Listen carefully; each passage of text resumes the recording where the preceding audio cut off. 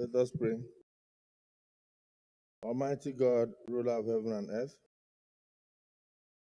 we beseech thee to inspire and guide all our counsels and actions. Almighty God, ruler of heaven and earth, we may always walk in the path of justice, love, and charity to one another. Help us with thy grace to do only those things that will promote the unity, happiness, and prosperity of Nigeria. Amen.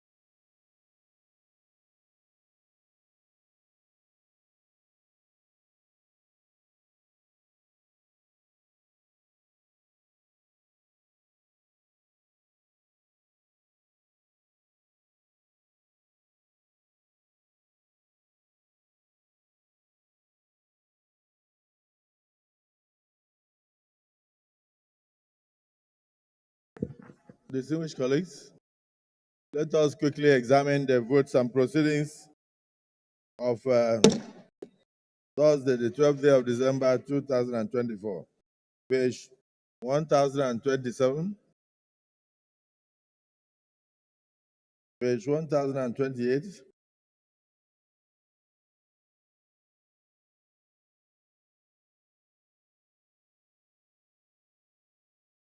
page 1029,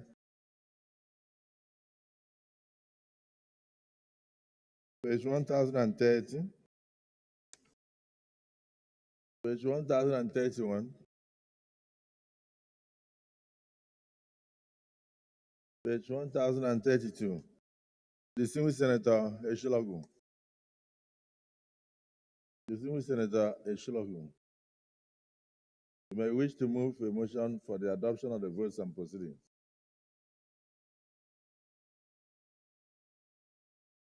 The Senate President, sir, distinguished colleague, Senator Wasil Sonny Eshinlokun, representing Lagos Central, I hereby stand to move for the adoption of the votes and proceedings of Thursday, December 12, 2024.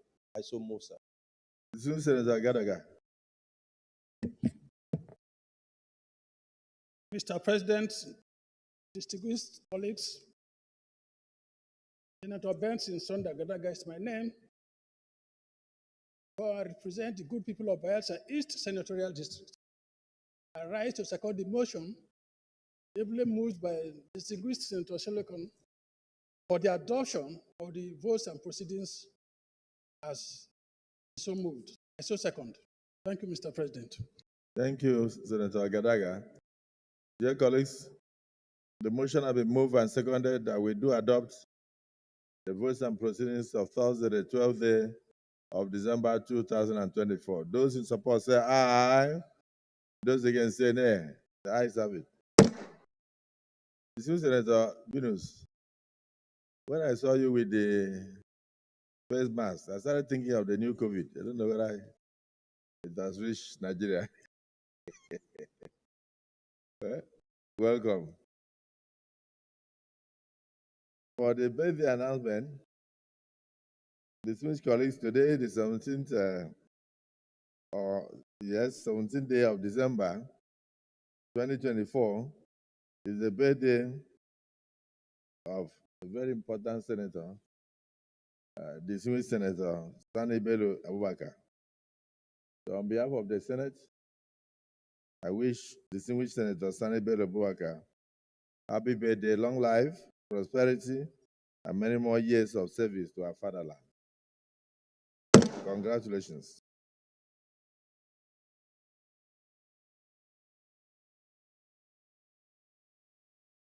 Any petitions?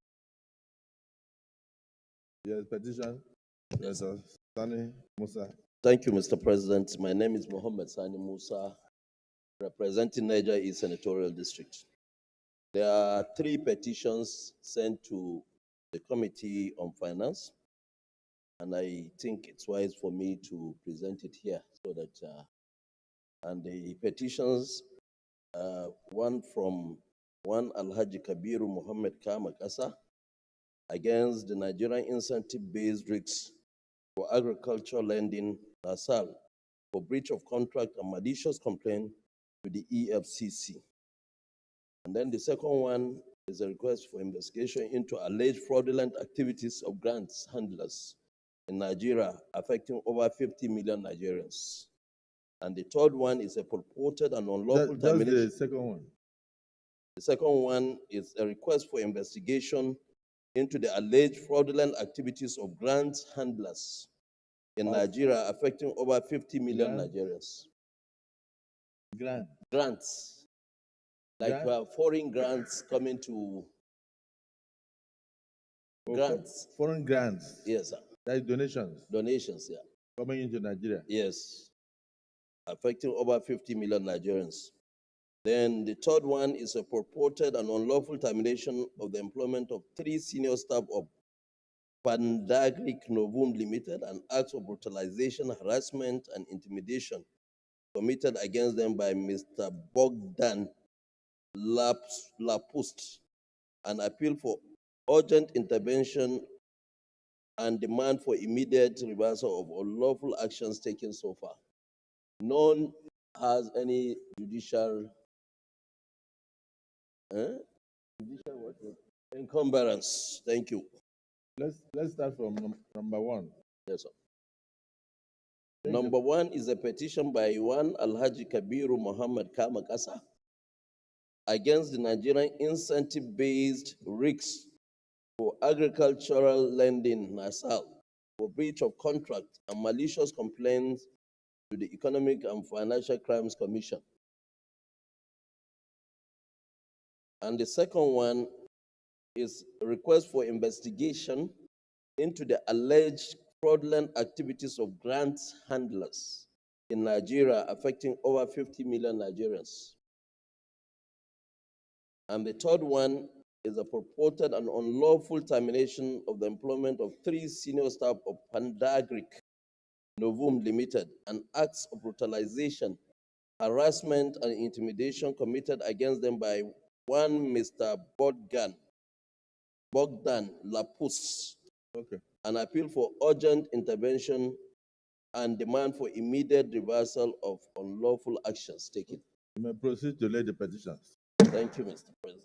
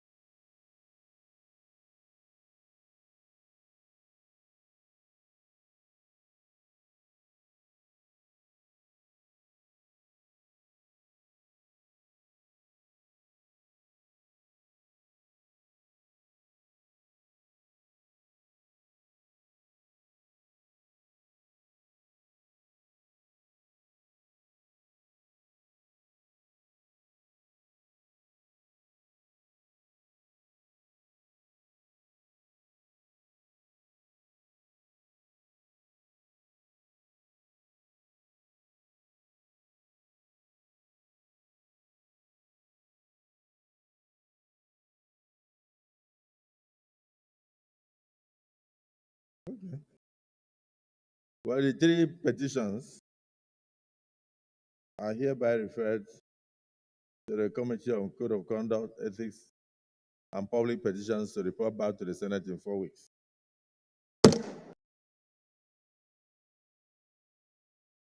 Yes. Thank you, Mr. President. I'm Senator Anthony Siakoyaro, representing the good people of the South. So just, Senator Anthony Yaro. Anthony Yaro, just before you do that, is there any further petition? Okay, you may proceed. Thank you. I come under order 4151, sir, if I may have leave to read. 41. The matter of discussion shall, if possible, be referred to the President of the Senate before commencement of the day's sitting, and the President of the Senate shall refuse to allow the claim unless he is satisfied that the matter is definite and urgent. If the claim is allowed by the President of the Senate and leave of Senate is given by at least 1/5 of all senators, the matter shall stand over till the next day of legislature. A senator moving a motion under Combined Orders 4151 shall ensure that copies of the motion are available for all senators when approval of the motion is given. Copies are available, sir. Not more than one of such motion may be made at a sitting. 51. A senator shall not read his speech, save if he is moving a motion or presenting a bill. A senator may, however, read short extracts from the books or papers in support of his argument and may refresh his memory by reference to notes. A senator is allowed to read his speech during debates on appropriation bill. A senator must confine his observations to the subjects under discussion and any not introduced matter irrelevant thereto. Reference shall not be made to any matter on which a judicial decision is pending in such a way as might, in the opinion of the President of the Senate, prejudice the interests of the parties thereto. It shall be out of order to attempt to reconsider any specific question upon which the Senate has come to a conclusion during the current session, except upon the substantive motion for rescission. Okay. It shall be out of order to use offensive and offensive language. Yes, so Yes, sir. proceed. Um, Give us an idea. yes, an idea is last week, part of my constituency were under attack by herdsmen, and they ran over about 7 villages, burned down completely, Mr. President. And they killed a scores of people, foodstuff, livestock, and other valuable economic resources have been crippled down, burned down completely in Billy local government of my constituency. The distinguished senator had met me earlier. Is it the view of the Senate that he be allowed to proceed? Those in support say aye. Aye. Those against say nay. The ayes have it. Do you have copies of your motion?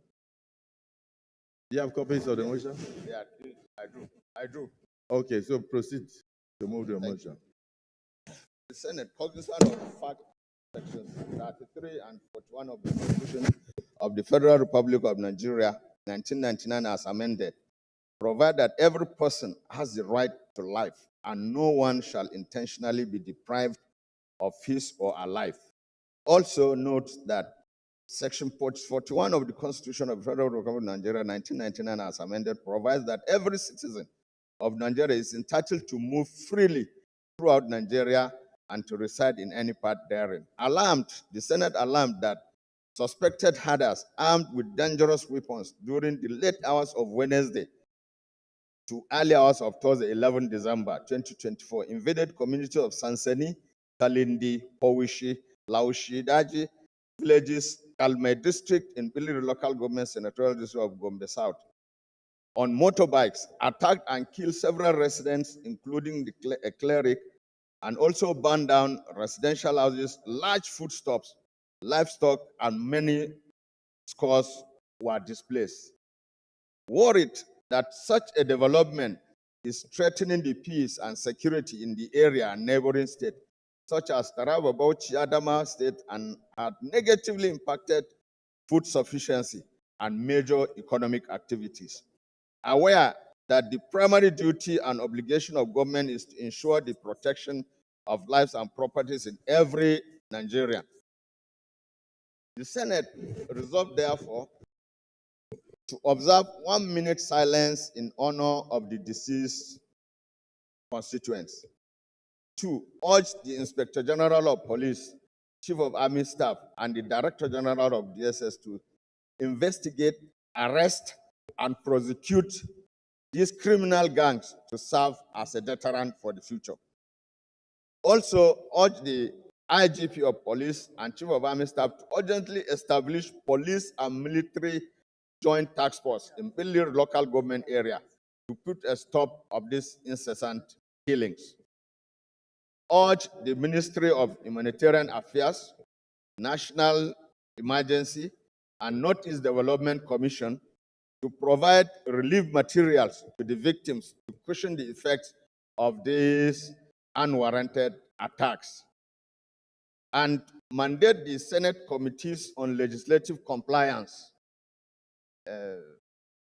Medoki, mandate the Senate Committees on Legislative Compliance, Police Affairs, and National Security and Intelligence to ensure compliance to provide solutions for.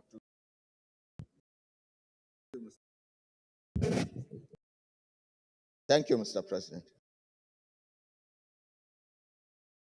Dismissed Senator Nengi.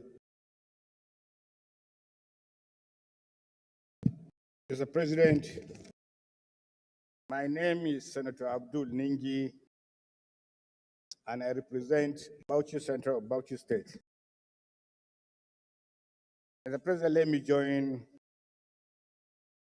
Senator Tony in also commiserating and paying condolences to those who lost their dear lives.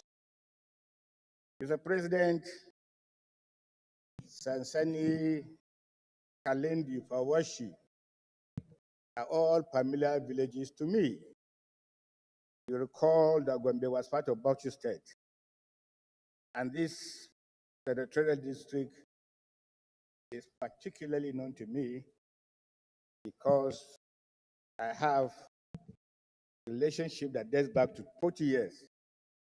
And therefore, when I see these things, I remember the good old days during Christmas, around periods like this, that we traverse for a week before Christmas between Gombe, Kansani, Pawashi, Plenary, Kaltungo, and all those areas. We spend like very good 1 week transversing to commemorate the Christmas period of every given year.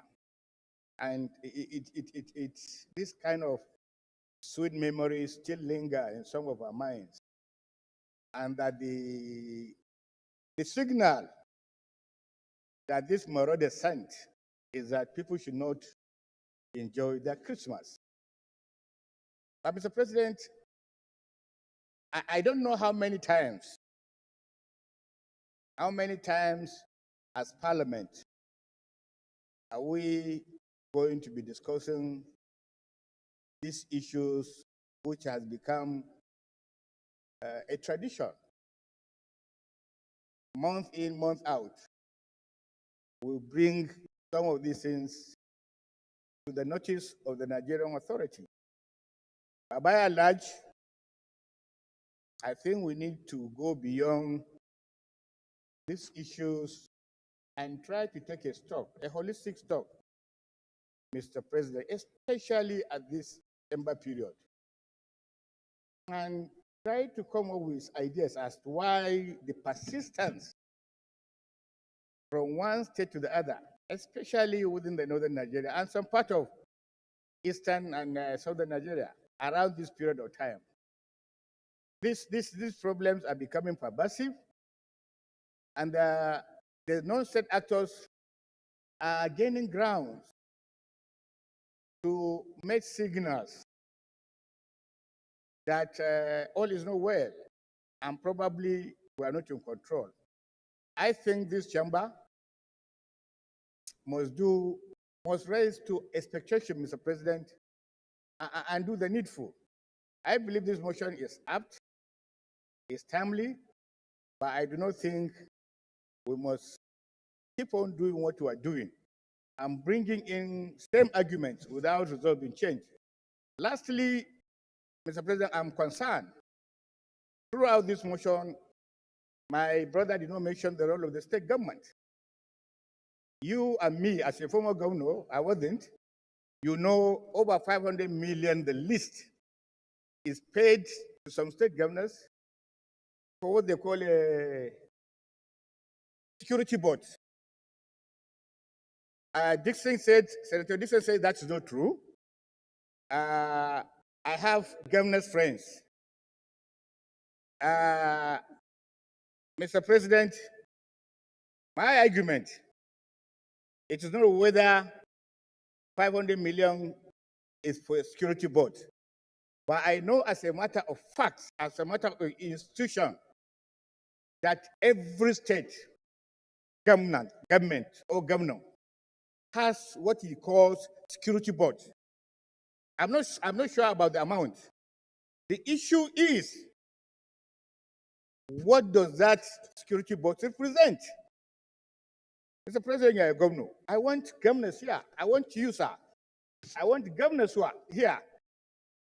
What does that security board represent? And why is it every time there are security issues, nobody mentions as the role of the governors? Why is the role of the governor? What are they supposed to be doing with the security board? Even though maybe that is the way of thinking.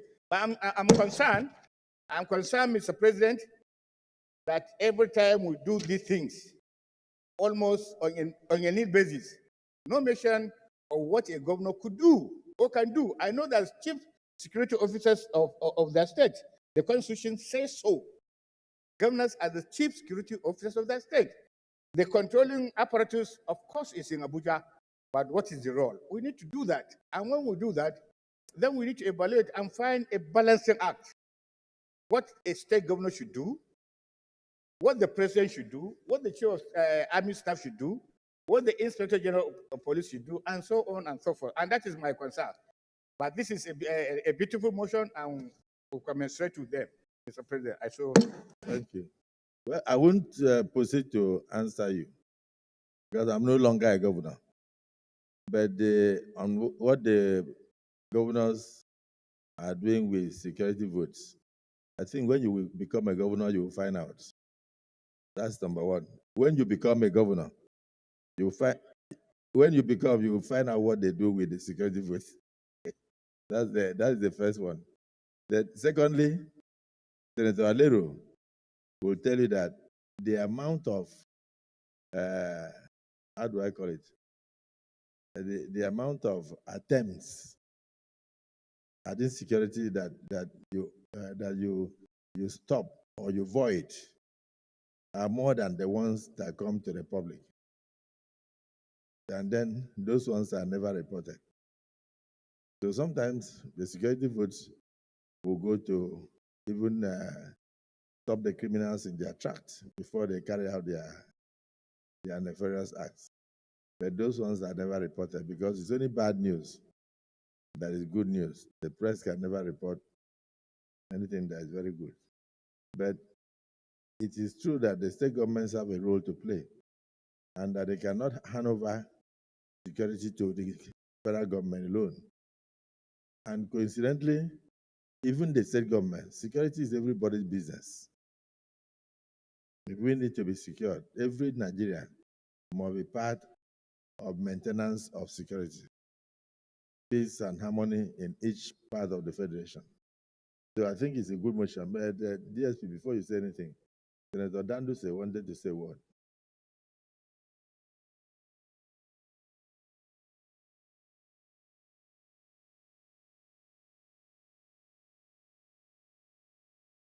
Thank you, Mr. President, my respected colleagues. This unfortunate situation is happening on a daily basis and is very unfortunate. There is need for the security agencies to face these challenges squarely. And very importantly, it happens in my senatorial district on Thursday. In Ansabau, they kill 8 people. 2 are military officers, and 6 are civilians. In Ilali, in Matazu local government, the same date, they kill 4 people. In Afur local government, they kill 6 people. In Bakori local government, they kill 5 people. About 29 lives was lost, and it's very unfortunate. And I want to advise, very sincerely speaking, the military, the police need to do more in terms of facing this challenge, because Nigeria is blessed and we have all the resources to face this criminal element, to face them squarely with a sustained, coordinated operation and with all sense of responsibilities as leaders, because it is meaningless for us sitting while people are being killed on daily basis by criminal elements. There is no moral justification for leaving these unfortunate and callous people who doesn't want people to live in peace. It happens in many countries of the world. Any criminal element who wanted to fight the government must be faced squarely without fear or favor, no matter what position he is, or no matter which tribe he is, or no matter which religion he is, because Nigeria has a very cosmopolitan nature of people living peacefully for their daily end means. So there is needs, Mr. President, we have to face the security agencies to do their work respectively, responsibly, and to make sure that if there is political will, this criminal element is a matter of a month to deal with them decisively by air, by ground, and by any means to ensure that they were eliminated, because there is no country that will succeed in that nature of killing people and leaving people hopelessly. That is why most of our governors are against even the making of peace with these criminals. If they have peace in Katsina, they will go to Zamfara. If they have peace in Kaduna, they will go to Katsina. So this criminal element, if they are sincerely holistic, want to live in peace, so they should submit all their arms. If you go to southern Kaduna, I have been seeing the kind of killing and the ethnic killings they are doing. So there is need, Mr. President, to face these people squarely and responsibly as government. I so move, Mr. President. Yes, Deputy Senate President. Mr. President, I stand to register my solidarity to my friend, distinguished Senator Anthony Siako, and also extend my condolences to the people of his senatorial zone that lost their lives, and wish those that had injuries quick recovery. Mr. President, we need to do something about what the bandits are doing almost everywhere in this country, particularly in the northern part of the country. For us in the Northwest, it's no longer something new, it's something we face every day. But to have this extended to some parts of Northeast where this problem did not exist before now, I think it's something that all those that are given the responsibility to restore peace and order in that area stand up and deal with this matter so that it doesn't get to stage we are now in the Northwest. And I quite agree with the mover of the motion. I also support him that all that needs to be done should be done to make sure that it does not happen any longer. That everything that needs to be, of course, Senator Abdul Ningi raised an issue that government should come in. Yes, government should come in, and as said by you, by the Senate President, issue of security is everybody's business. not only the state government, everyone, even individuals, should come in to help to assist people of that area. Make sure that it does not happen again, and to extend every assistance possible to those affected by the nefarious act of these bandits. We shouldn't allow them to remain alone. We should stand by them. We need our support at this time. Senator Anthony needs our support. That's why I decided to contribute to this debate. A quiet man who is always up and doing to help his people. So we support you. I'm sure the entire Senate, I urge you, all of you, to support his bid to make sure that succor is brought to bear, to his people, so that they can have some relief. The President has me. Thank you. Senator Zam.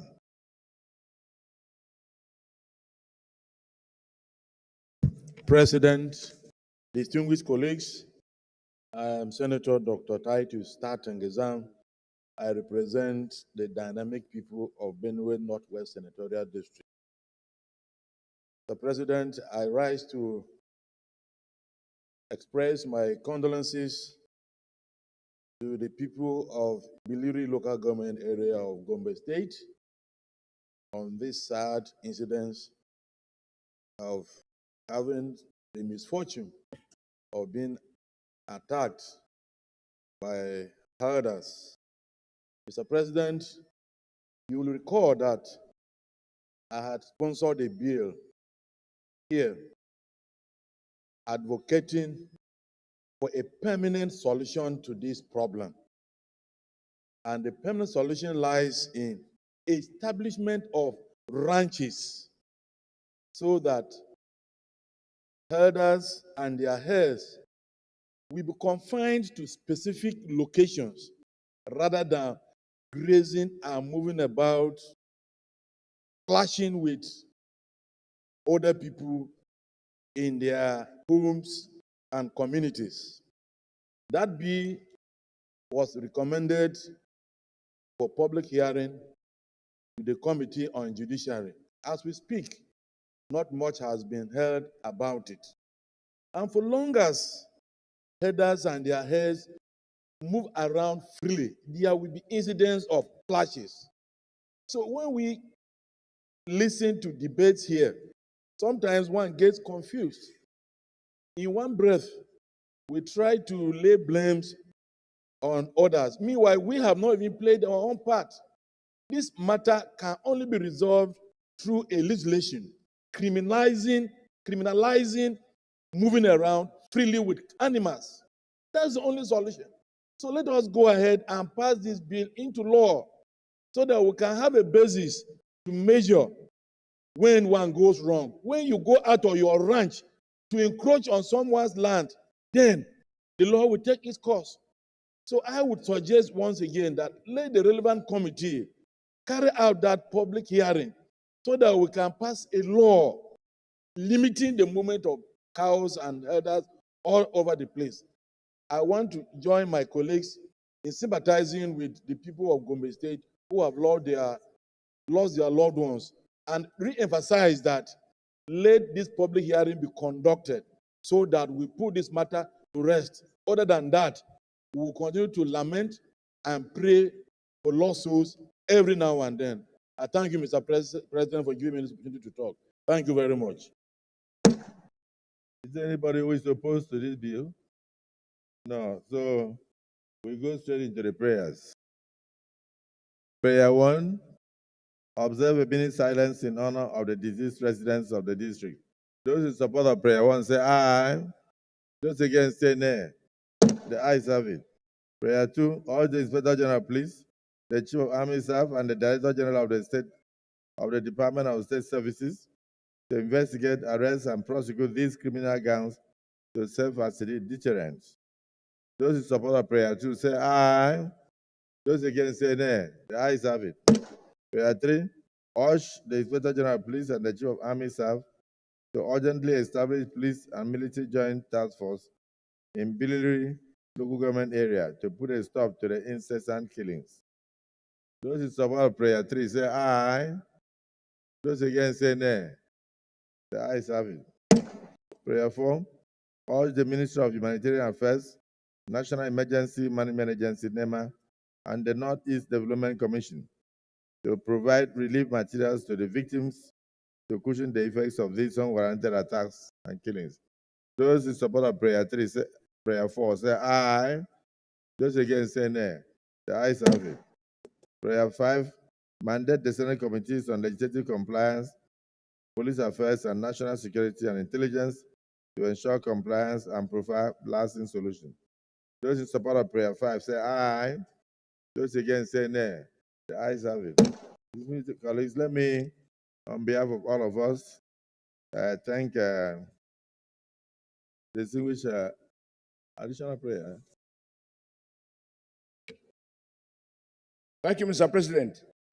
I want to add that we had on a previous occasion, in the course of reports of killings from different parts of the country, we agreed and we resolved in this Senate that we will organize a national public hearing with a view to enacting a law that defines the rights and limits of anyone who is carrying out any form of economic activity, including movement of animals, human beings, etc.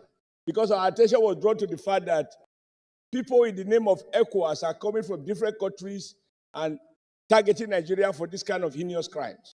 I think we should stop the crime and carry out the resolution that we have passed before and proceed to enact a law that seeks to regulate every one of us.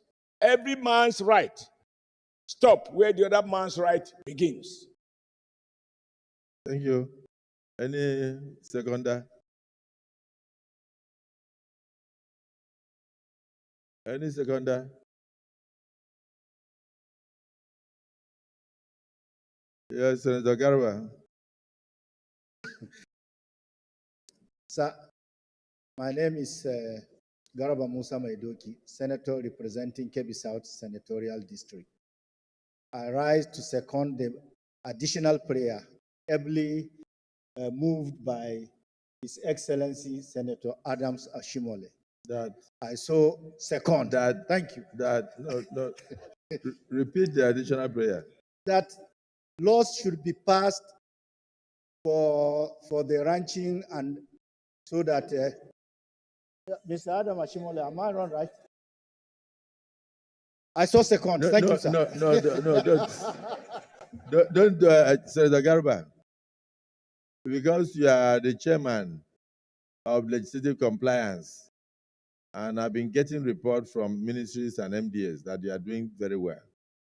And so you are following up on most of the resolutions of the Senate to ensure compliance by relevant authorities. And those reports are getting back to me. So I must congratulate you and members of your committee, those who are dedicated. It is not a committee about money. It's a committee that is out to show patriotism. So I had always wanted an opportunity to commend you for what you are doing. So I commend you publicly. Please keep up the good work. But in the meantime, Senator Adam Doshimole has just moved for additional prayer, and you are seconding. So please repeat the additional prayer you are seconding.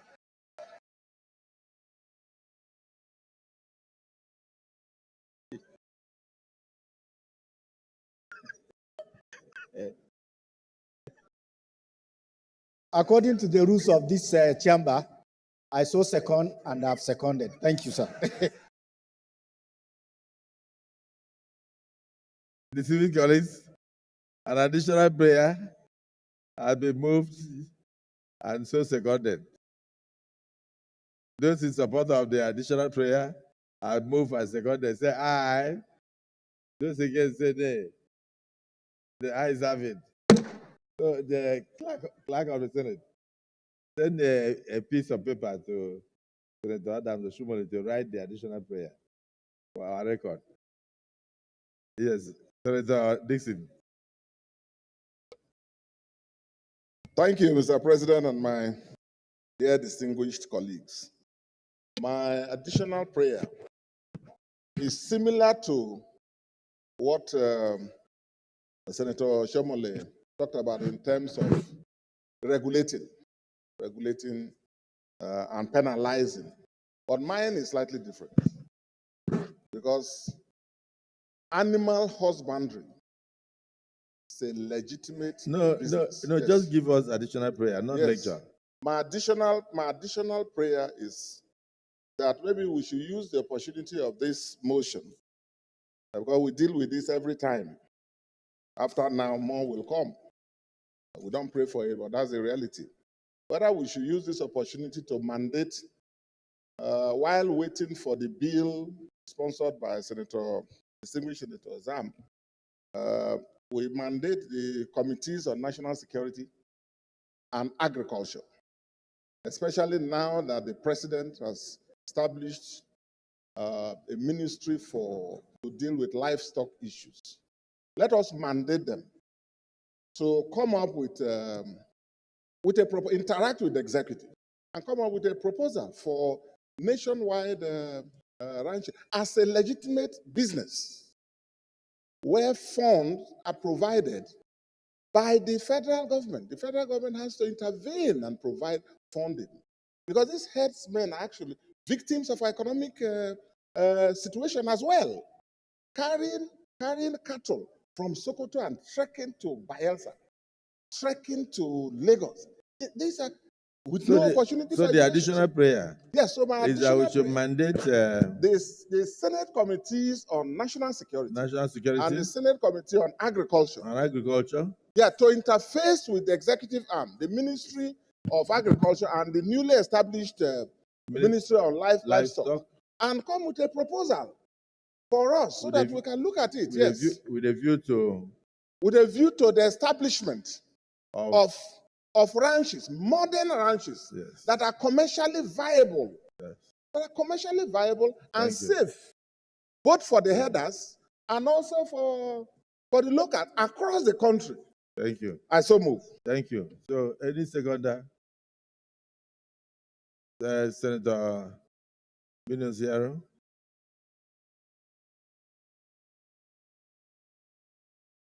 Thank you, Your Excellency, Benosiaro Adama South. I rise to second the additional prayer as ably moved by His Excellency Senator Dixon. I so second. Distinguished colleagues, an additional prayer has been moved by distinguished Senator Dixon and seconded by distinguished Senator Binosiaro. Those in support of the additional prayer say aye. Those against say nay. The ayes have it. Let me, yes, distinguished Senator, the Chief Whip of the Senate. Distinguished senators, distinguished President of the Senate, my name is Mohamed Tahir Maguno. I represent Borno North. I want to amend the prayer amendment made by Senator Dixon. His prayer, It's been approved. huh? The prayer has been approved. Do you have It has been approved. That's why I want to equally amend it. It's gone. It's gone.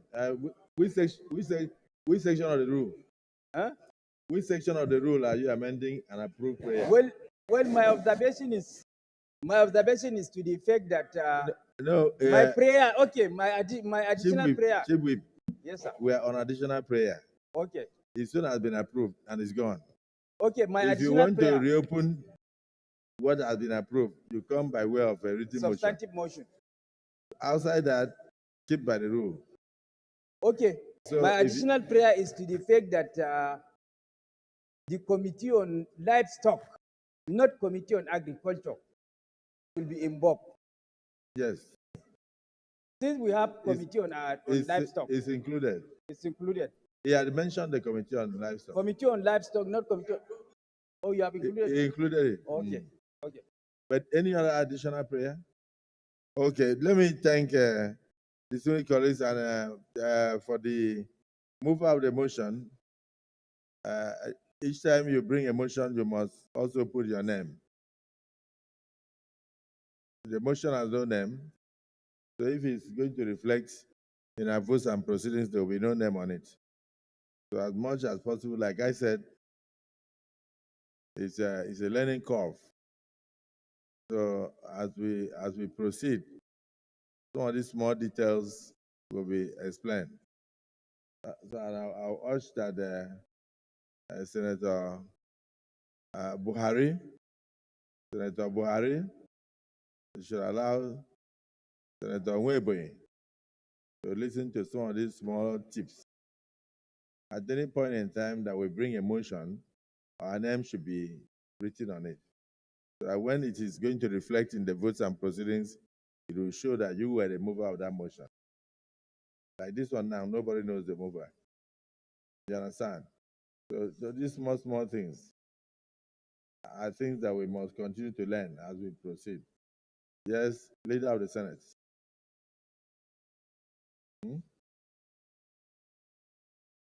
Okay, yeah. So we had earlier approved 1 minute silence for those who were killed.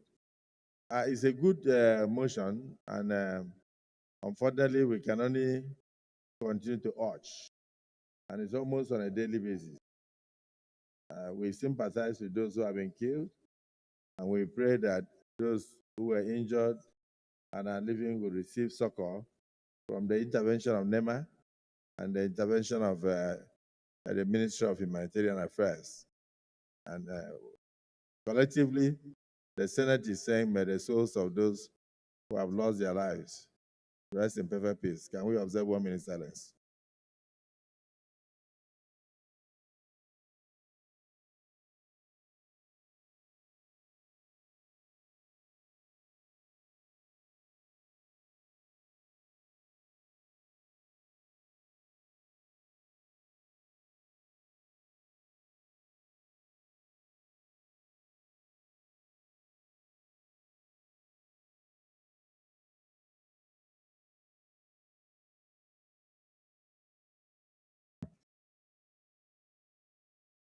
May the souls of our late brothers and sisters in Plenary, local government of Gombe State, were murdered by bandits, marauding our settlers, rest of the peace.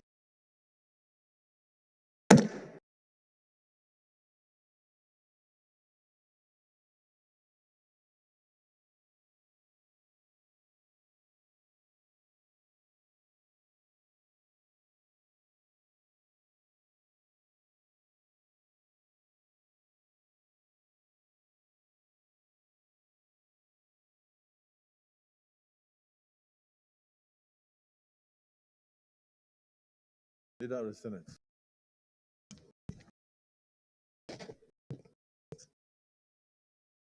Mr. President, distinguished colleague, the first order of the day, the presentation and consideration of reports of Committee on Banking, Insurance, and other financial institutions on Nigerian Insurance Industry Reform Bill 2024 SB 393. Distinguished senators will recall that the bill was referred to the committee on Thursday, 18 July 2024. Mr. President, you may wish to invite Senator Adetokunbo Abiru Kail, Chairman of Committee, to move the motion for the presentation and consideration of the report. Senator Abiru. Thank you, Mr. President, and my distinguished colleagues. My name is Senator Adetokunbo Abiru, and I represent Lagos East Senatorial District. Mr. President and my distinguished colleagues, I rise to move that the Senate do receive and consider the report of the Committee on Banking, Insurance, and other financial institutions on the Nigerian Insurance Industry Reform Bill 2024 SB 393. I so move, Mr. President.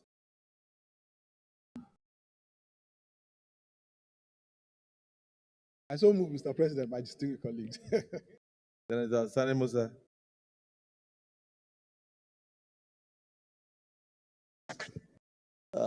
Mr. President, my distinguished colleagues, I stand to second the motion that where is the other paper? that the report of the Committee on Banking, Insurance, and Other Financial Institutions be received and considered. I so second. Oh, it has already been.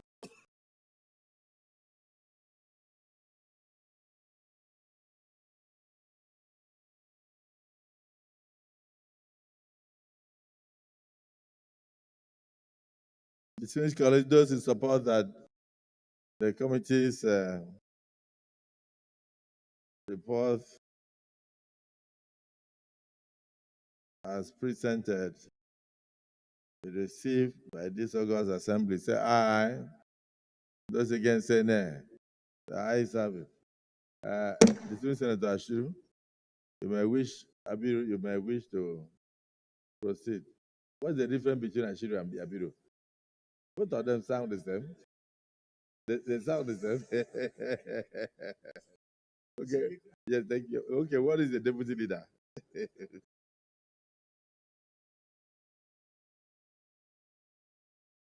Let's summarize the report.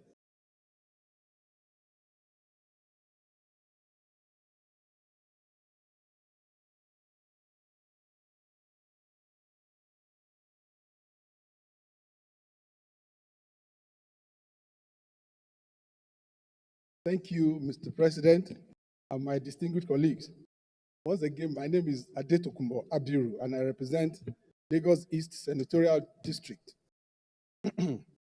Mr. President, and my distinguished colleagues, it will be recalled that the Senate of the Federal Republic of Nigeria, at its sitting on Thursday, 18 July 2024, read for the second time the Nigerian Insurance Industry Reform Bill, SB 393, and referred same to the Committee on Banking, Insurance, and Other Financial Institutions for further legislative action. The bill is sponsored by my humble self and all members of the Senate Committee on Banking, Insurance, and Other Financial Institutions. On page 1, we have the methodology, which is essentially the conduct of public hearing and also consultation with stakeholders. And of course, we also received a lot of memoranda, which we also considered.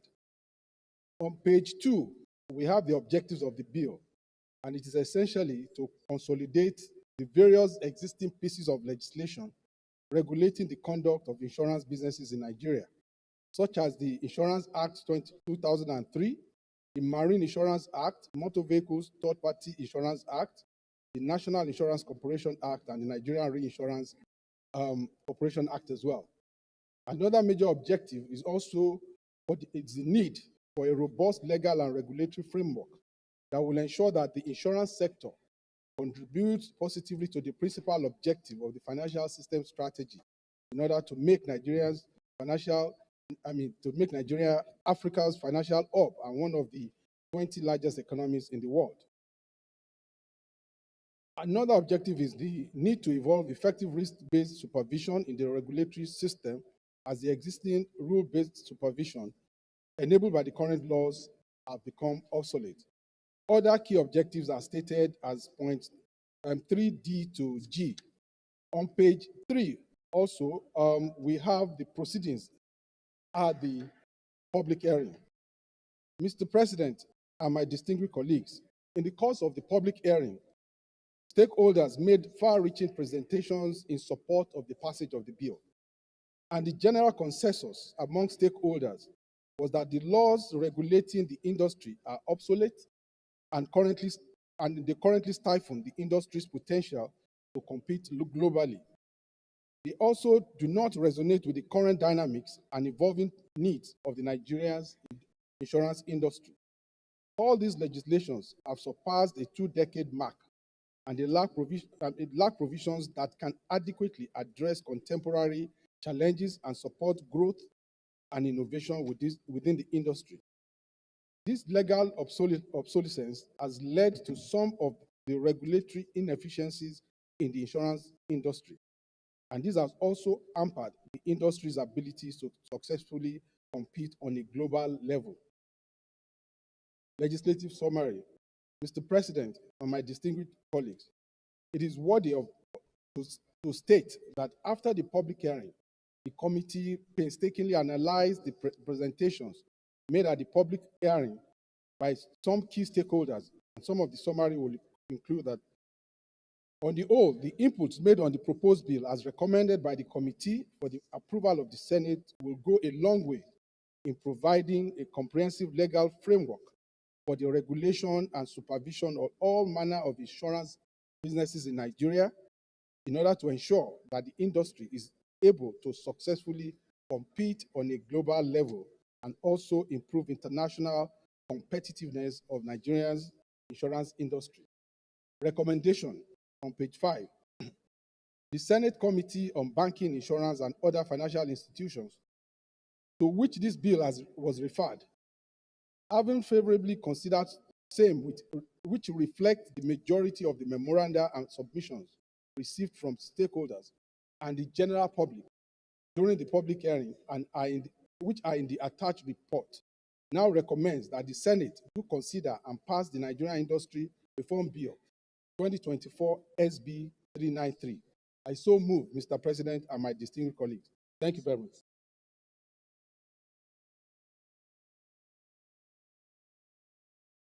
So move, Mr. President, and my distinguished colleagues. Thank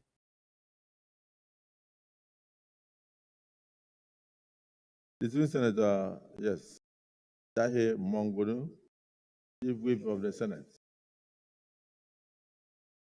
Mr. President, distinguished senators, my name is Mohamed Tahir Monguno. I represent Borno North Senatorial District. Mr. President, that is the beauty of putting a square peg in square hole. I happen to be a member of the committee. The chairman, being part and parcel of the industry, has given commendable leadership and insight into the workings of the committee.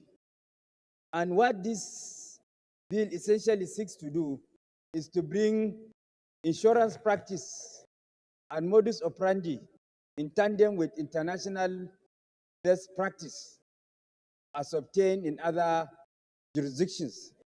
Again, what this bill seeks to do is to bring in consonance with realities of today our insurance laws, because most of our insurance laws are obsolete and no longer in consonance with the realities of today. And laws are supposed to be dynamic and not static and change with the changing nature of society. So what this bill seeks to do again is to amend our obsolete laws to bring them in tandem with realities of today. I commend the chairman for the hard work that he has been doing, and as I said earlier on, that is the beauty of putting a square peg in a square hole. Thank you.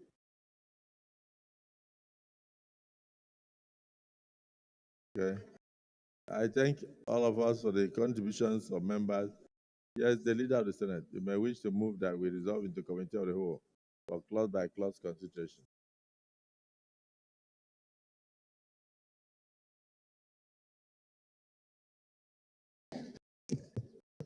Mr. President, I stand to move a motion that we resolve into committee of whole to consider the report. I so move. Yes, Senator. Mr. President, distinguished colleagues, I second the motion that the Senate resolves into the committee of the whole to consider the clause by clause provisions of the bill. I so second.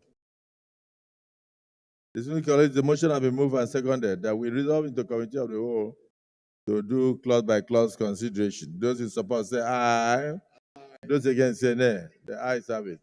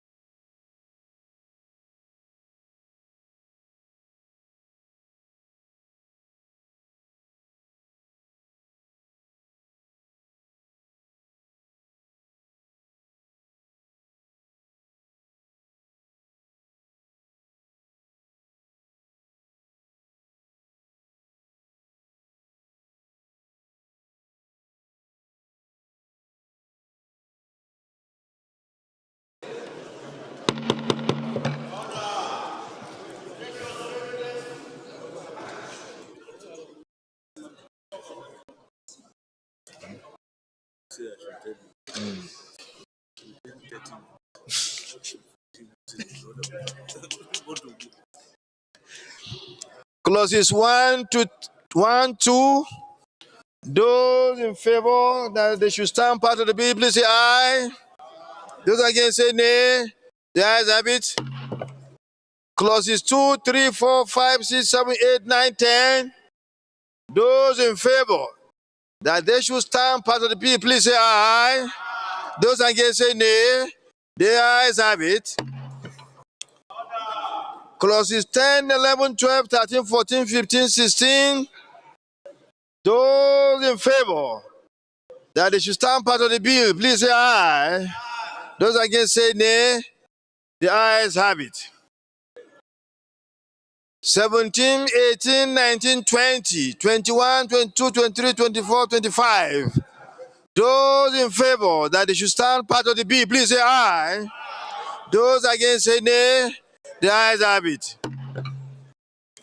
Clauses 26, 27, 28, 29, 30, 31, 32, 33, 34, 35, 36, 37, 38, 39, 40, 41, 42, 43, 44, 45, 46, 47, 47, 48, 49, 49. Well, to 47. Those in favor that before 47 stand part of the, please say aye. Those against say nay. Okay, 48 now. The Senate President, I actually raised up my hand when you are 15, but you are too fast. 15. Yes, you are too fast. I raised up my hand, I was saying that. Because you are saying that insurance companies will have 35 billion capital. Order. You are saying that insurance companies will have 35 billion capital base. Even with 2 billion, we can't find the effects. So we don't want to keep the industry. 35 billion capital base. That's completely out of order. It's 15, sir. Minimum capital base, yes, sir. For insurance company, it's 35 billion in Nigeria. Mr. Chairman, can you expatiate on that? Mr. President and my distinguished colleagues, the increase, number one, is not only based on the amount, it is also a combination of the higher of the new amount and the risk, and of course, a risk-based component that we have also defined in the Act. Now, if you also recall, given all of the depreciation that we have had, and in order to project this industry appropriately, there is need, and it was generally agreed, even at the public hearing, that this should be increased. Either to, if you also look at the initial proposal in the bill, it was 45, and the general consensus was that we should reduce it to 35 billion. So even at this 35 billion, my distinguished colleagues, Mr. President and my distinguished colleagues, by the time you also do the risk-based evaluation, it can possibly be higher. So this is a general consensus. And of course, it was properly debated at the public hearing, and this was what was agreed. Thank you very much, Mr. President. What do you say? For non-life is 15. He's not complaining about that. For the life is 10, and the combined, which is the reinsurance business, that is for higher volumes. And if you look at the businesses that they are actually meant to also look after, you are talking of businesses, life, exactly. And of course, if you look at the size of the general industry today, whether it's in the oil sector and all of that, you cannot be, reinsuring businesses in the big economy without also having a very reasonable capital. Excuse me, this is a very important issue. Please listen. It has to do with the capital base of insurance companies. Very, very important. Thank you for raising that. Yes, Mr. So President, now, sir. are you saying that is too high or too small? Mr. President, sir, with due respect, and my dear colleagues, even reinsurance, we only have one reinsurance company in Nigeria. And even in this bill that's been proposed, you want reinsurance capital to be 45 billion. All the reinsurance companies like Continental Re had even moved out of the country because the existing law does not allow the regulator to even regulate reinsurance from outside Nigeria to Nigeria. For indigenous, you are asking them to move from 20 billion to 45 billion. This is impossible, Mr. President.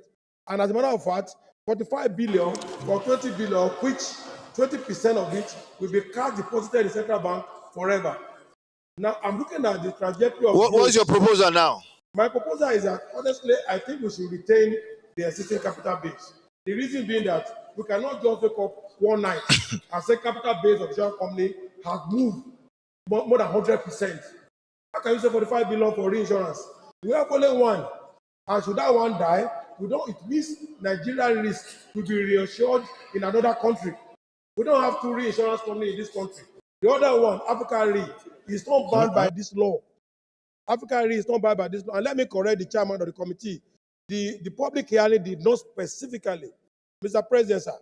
The public, Mr. President, sir. Okay, now. Just a minute, sir, just a conclusion. Okay. The public hearing did not specifically tell the Senate that you should move the capital base to a specific amount of money. It's our discretion. I'm saying this for the interest of our good country. How can you say reinsurance should be 45 billion?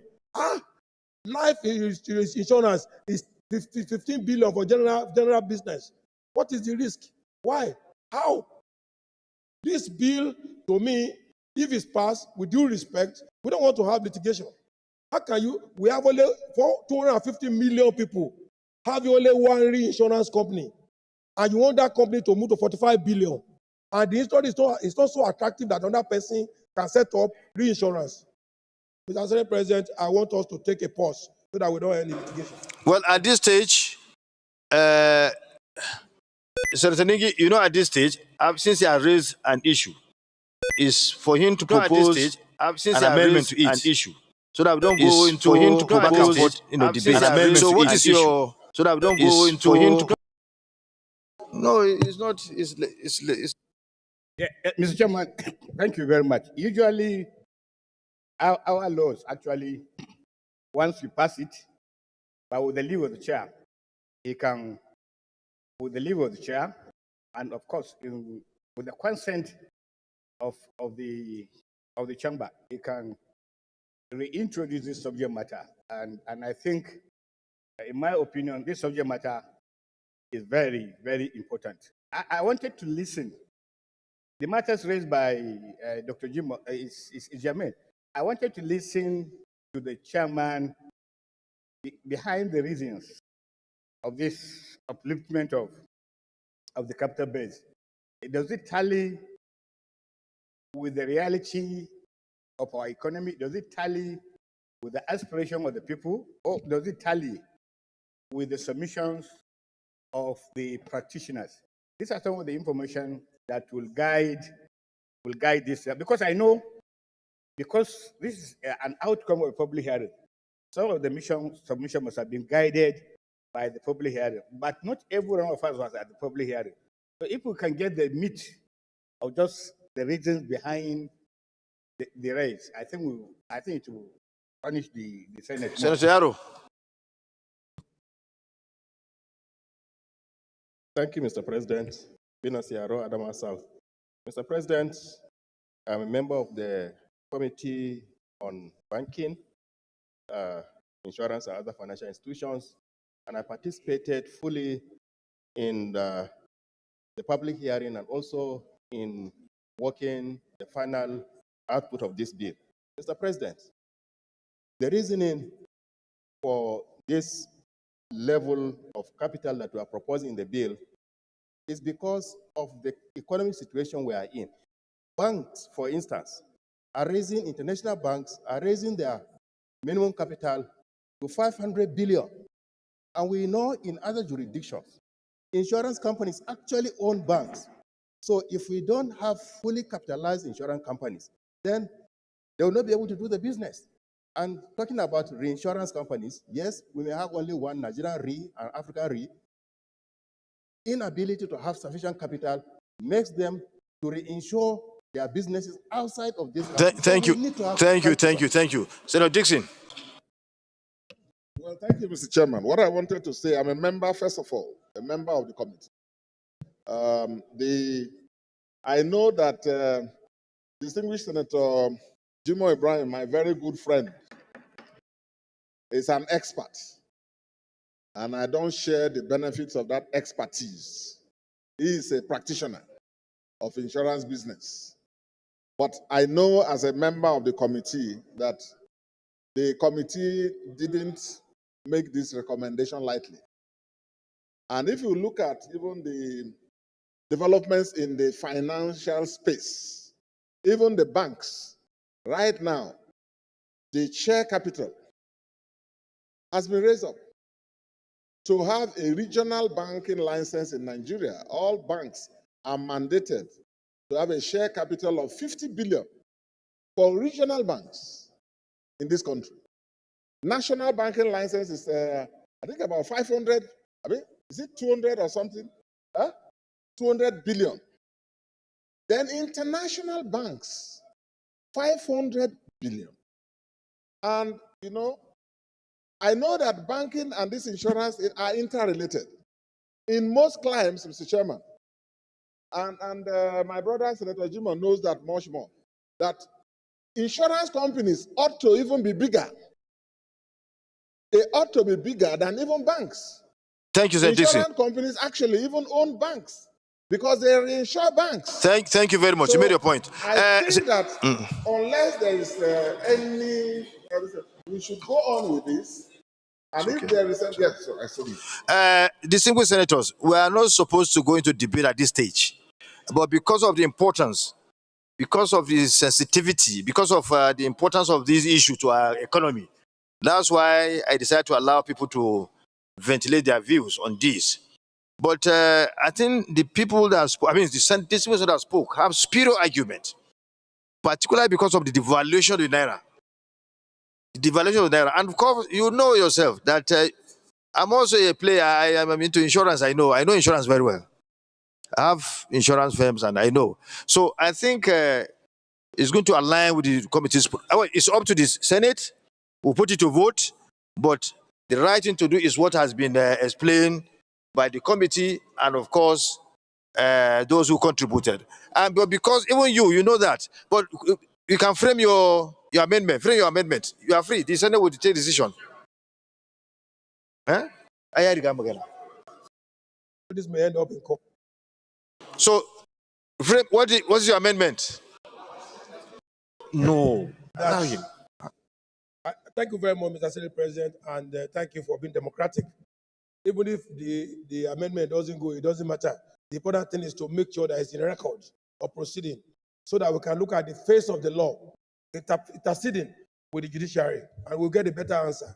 My amendment is that in view of the fact that subsequent increase in the insurance capital base have been leading to the death of insurance company in Nigeria, and reflective on the economy, I propose that the existing capital base of Nigeria Insurance Company, which is not even backed up by any law so far, should be retained, rather than going to any seconder? 45 billion. Seconder? Any seconder? No seconder. It fails. Clauses 48, 49, and 50.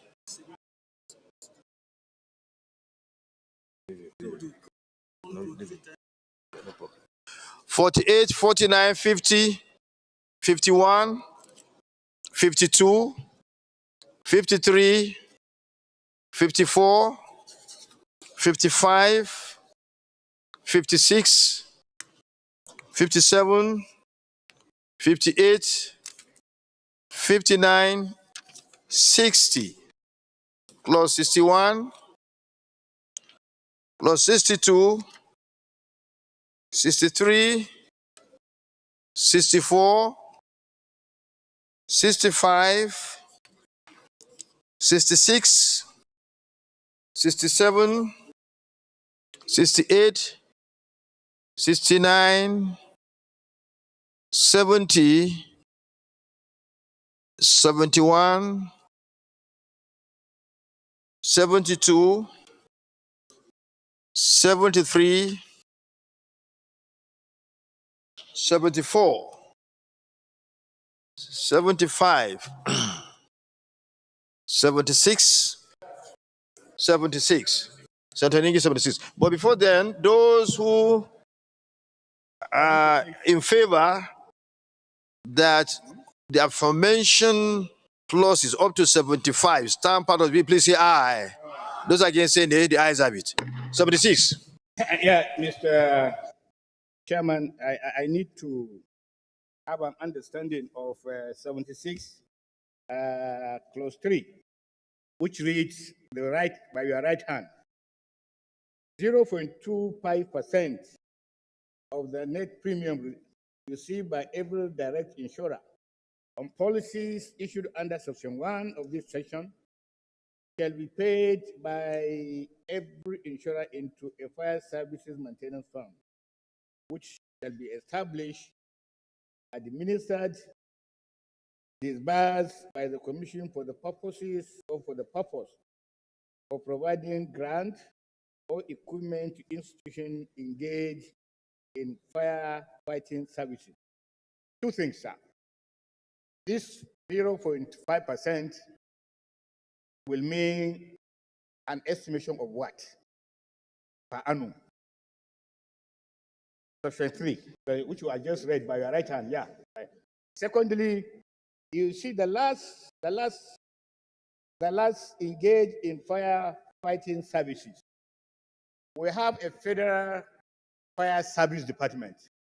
I thought it should be mentioned outright. If you say firefighting services, it means a lot of things. So I thought the fire services department of the federal government should be mentioned rather than leaving it fluid and therefore very, very. You can put move of amendment. Okay, there is an explanation. Mr. Chairman,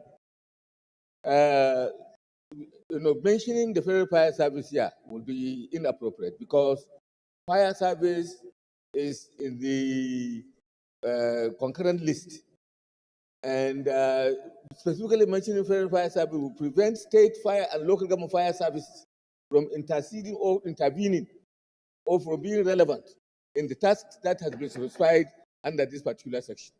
So I think the major issue is to say that there should be intervention in this regard with a fire service. If you mention the fire service in the Act, then you are excluding state and local government fire services, who also have a responsibility in controlling fires. But how do you now share the money? Who will take the money? That's the problem. There's ambiguity here. Chairman, can you elaborate? The chairman should because you have local government fire service department, you have state government, and you have federal government. Yes. Now, if you leave it open like this, like as observers in Ningi, it's going to be vague. You wouldn't know where the money will go to, and to cause confusion. So, what's your intendment here? So the intention here, Mr. President and my distinguished colleagues, is that the insurance industry, they already have a regulator, which is NICOM. So, which is NICOM, that's the overall body, just like the way you have CBN, exactly. So they keep custody of that fund. And that fund is to also actually support all the infrastructure that is also necessary to support motor vehicle accidents and all of that. That is the essence of the fund. So they are the custodians, and they have a mechanism for managing and monitoring that particular fund. Mr. Chairman, by the time we pass this and it becomes operational, it's going to create problem. NICOM will be guided by what is in the law, and the law is vague because there will be a problem as to who gets the money. So I think we should find the best way to go about this. What I would suggest it, even though the chairman has explained, the NICOM is there as the regulator. But maybe if we say, in accordance with, or as may be determined by the minister in charge of interior, because for now, That's the federal ministry. So if we bring in the intervention if we bring in ministerial intervention, whether it will be shared between and the proportion Senator Dixon, what of the between man? the state, local government, and federal, they can determine it as an administrative issue. Because we can't legislate for every detail. Senator Dixon, Yes. what of the minister comes from Yenogua local government and decide to go and pay all the whole money in Yenogua local government fire service department? When you give me the latitude, how can you? I mean, we need to be specific. We need to be specific as to how this money will go. Otherwise, by the time you pass the law, confusion will set in. Take a law and provide for every single detail. We can trust the judgment or discretion of a minister of the Federal Republic. I know that there could be abuses, but every person who is a minister of the Interior, knowing that in implementing this, you have to take account of what Senator Abdullah Yahya said, that fire service is in the concurrent list. Therefore, it's a matter that states are dealing with, the Federation is dealing with, and possibly even local councils, even though I don't think any local government has a fire service right now, but they could have. So I thought that if we leave that discretion with a minister, the minister can now draw up a regulation as to how that fund should go and the proportion it should go. I thought we should do It's so. okay. But Chairman, is it a new thing coming to the law? Has it been there before?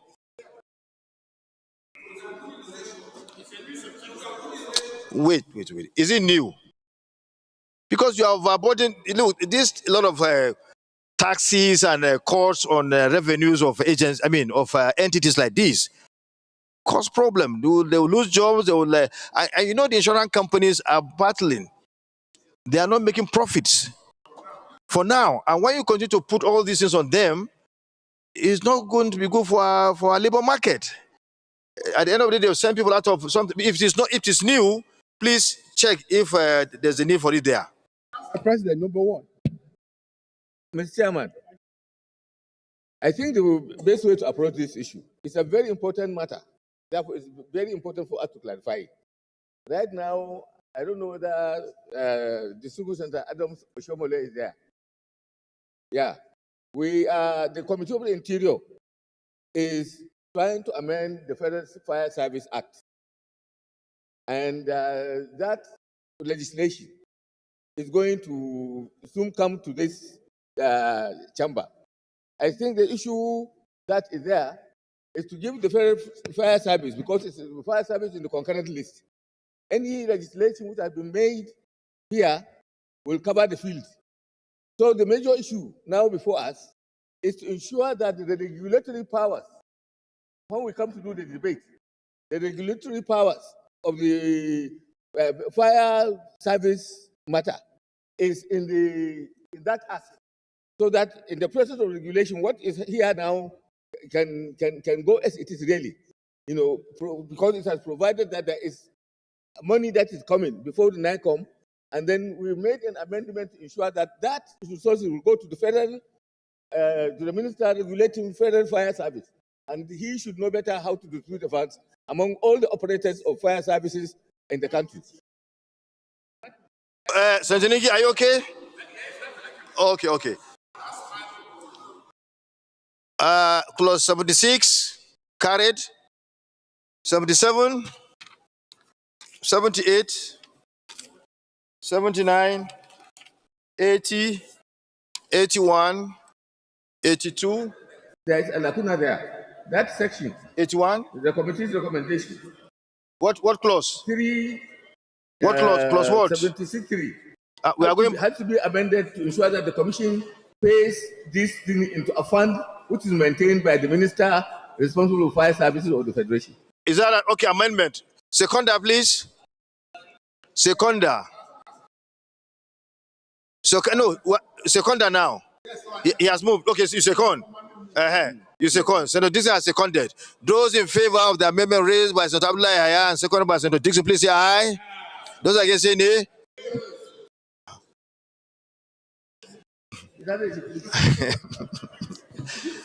Now, let me be clear about it.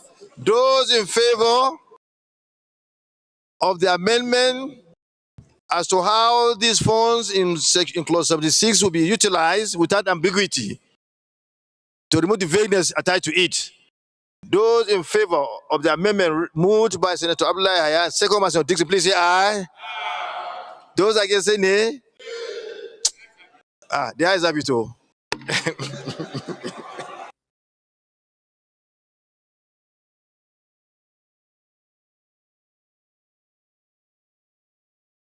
Okay, 70. Do I have the floor? Okay, thank you. Mr. Chairman and my dear colleagues. Chairman and my dear colleagues. Chairman and my dear colleagues, I'm sorry I'll be taking us back slightly, but it's not for any bad reason. Well, this is the most important stage of lawmaking, so we need to get it right. In talking about the capital, we didn't make any provision for what should happen in the interim. Well, if we say the capital should be like this, what should happen? What time frame? I thought we didn't, that escaped our mind. I don't know if Chairman will guide us to see whether there is any provision that will deal with that. Senator Dixon. The moment this is Senator Dixon, if we don't add that subsection. Okay, thank you. If we don't add that clause, it will mean that. Senator Dixon, you are a legislative guru. Someone who was in the House of Reps and did very well there, then went to the other side of government, served 2 terms, and you are here.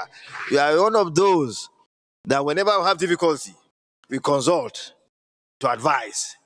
Having passed those clauses, for us to go back, it's a legislative aberration, except certain steps are taken. For that reason, I'm sure you allow me to move on.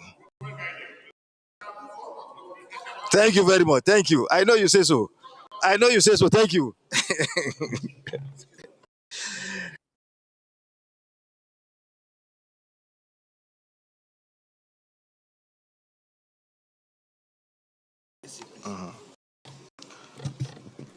So clause 8, okay, clause from those I mentioned clauses up to 84. Those in favor that they should stand part of the bill, please say aye. Those against say nay, the ayes have it. Clause 84, clause 85, clause 86, clause 87, 88, 89, 90, 91, 92, 93, 94, 95, 96, 97, 98, 99, 100, 101, 102, 103, 104, 105, 106, 107, 108, 109, 110, 111, 112, 113, 114, 115, 116, 117, 118, 119, 120, 121 to 130, 130 to 140, 140 to 150, 150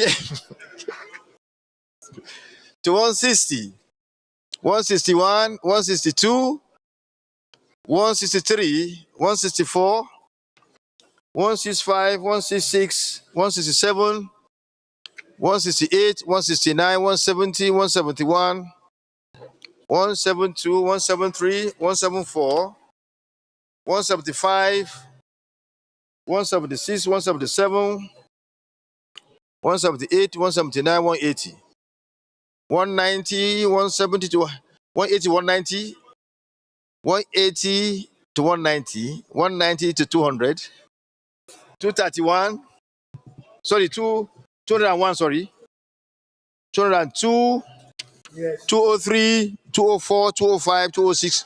Okay, to what? 206 and from 201. 201. Mr. Senate President. Wait, to what? Mr. Senate President, I just want to make just wait, 1 minute. Excuse me, before you say, one second. From 200, sir. One second. From 200, sir, to 206. I'll allow you, just wait. Those in favor that all the aforementioned clauses to 200. Those in favor that is stamp out of the, please say aye. Those against say nay. The ayes have it. All right, 200. Thank you, sir. I just want to make this comment, Your Excellency, and that will rest my case. This act, this proposed act, is making the staff of insurance company and the insurance company itself liable for an act. At the same time, under the law, the distinguished Senate President cannot, just a minute, sir.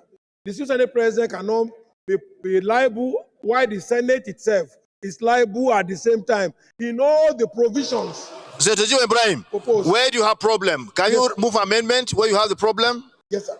200, right?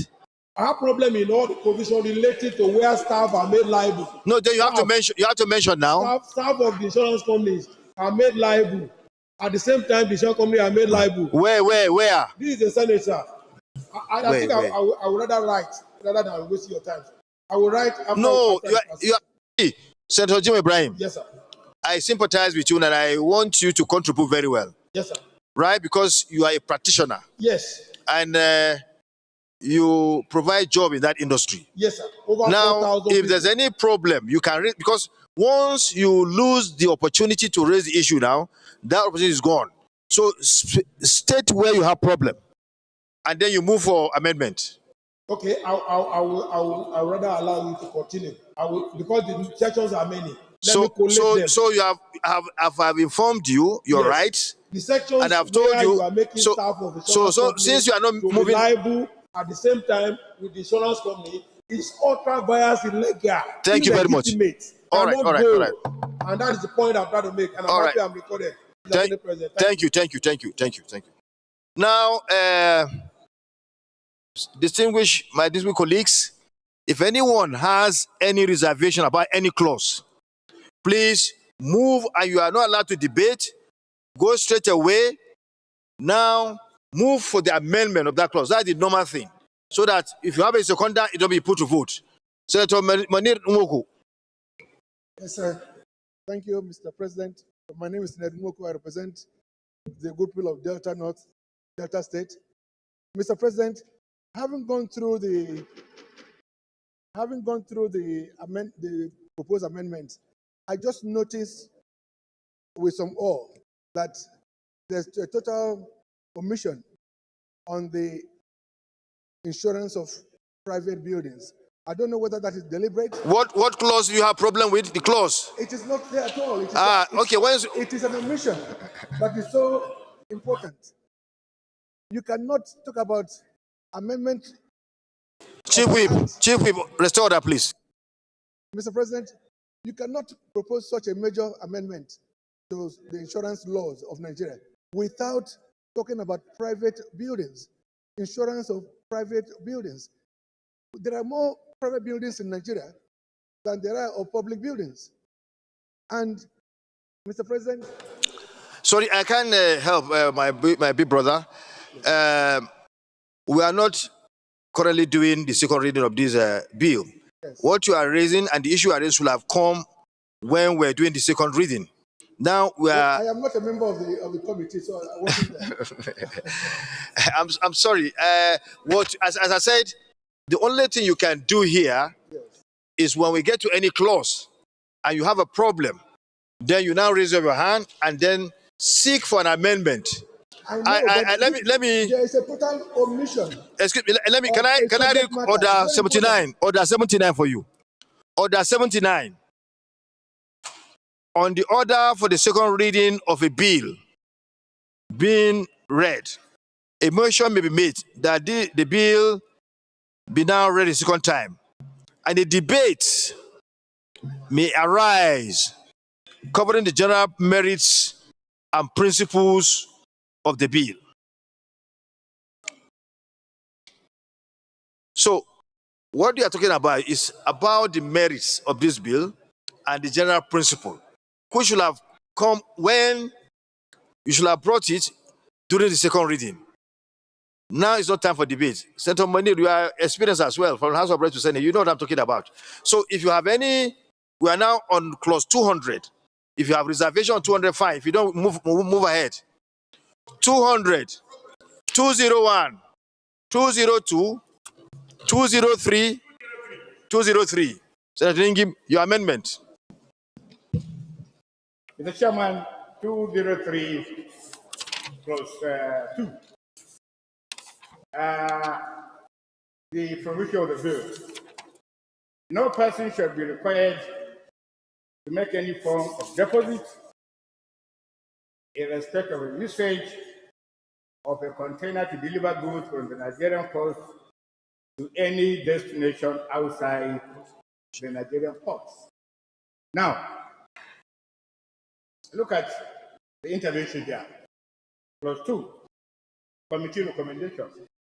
No person shall be required to make any form of deposit in respect of the usage of a container, deliver goods from the Nigerian port to any destination within Nigeria.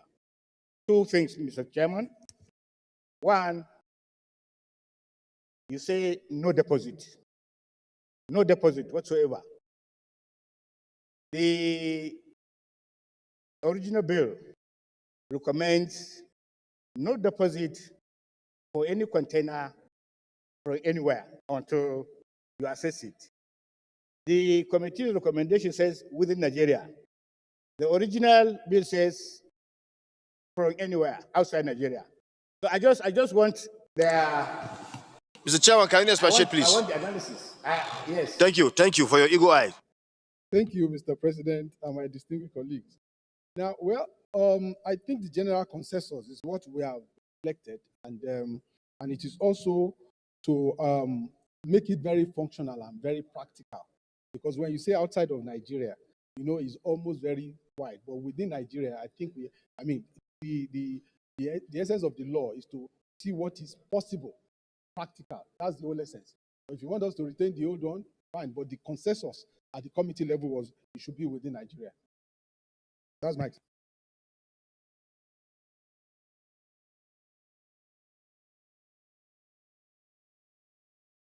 So are you okay with that? Okay.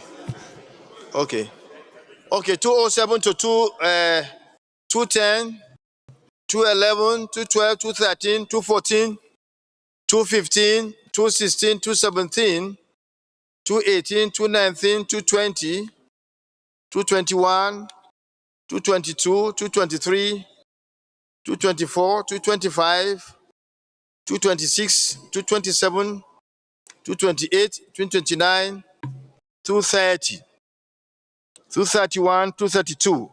Those in favor that the aforementioned clauses stand pass of the bill, please say aye. Those against say nay. Nay. Those in favor, please say aye. Those against say nay. Nay. The ayes have it. Interpretation, clause 231, page 218. Those in favor that should stand part of the bill, please say aye. Those against say nay. The ayes have it. Short title, clause 22, page 221. Those in favor that should stand part of the bill, please say aye. Those against say nay. Nay. The ayes have it. Schedules 1 to 2, page 22 to 25. Those in favor that stand part of the bill, please say aye. Those against say nay. The ayes have it. Explanatory memorandum, page 221. Those in favor that stand part of the bill, please say aye. Those against say nay. The ayes have it. The leader of the Senate. Mr. Senate President, I stand to move a motion that Nigerian Insurance Industry Reform Bill 2024 be now read the third time.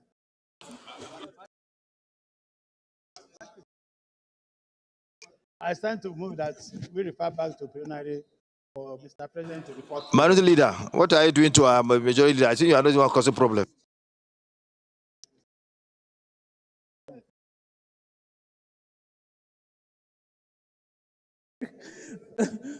Mr. President, sitting as chair, I second the motion that the Senate reverse to plenary to enable the chair report progress. I so second. Those in favor of the motion moved by the leader and second the minority, please say aye. Minority leader, please say aye. Those against say nay. The ayes have it.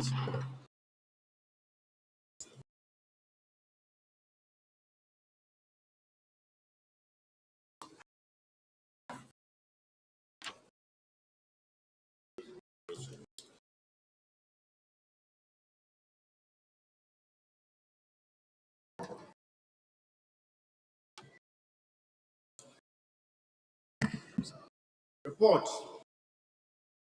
The Senate in the Committee of the Whole considered the report of the Committee on Banking, Insurance and other financial institutions, the Nigerian Insurance Industry Reform Bill 2024, and approve as follows. Loan titles are recommended. Clauses 1 to 75 as recommended.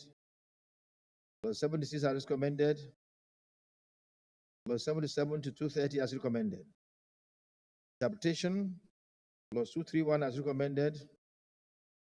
Short title, Clause 22 as recommended. Schedules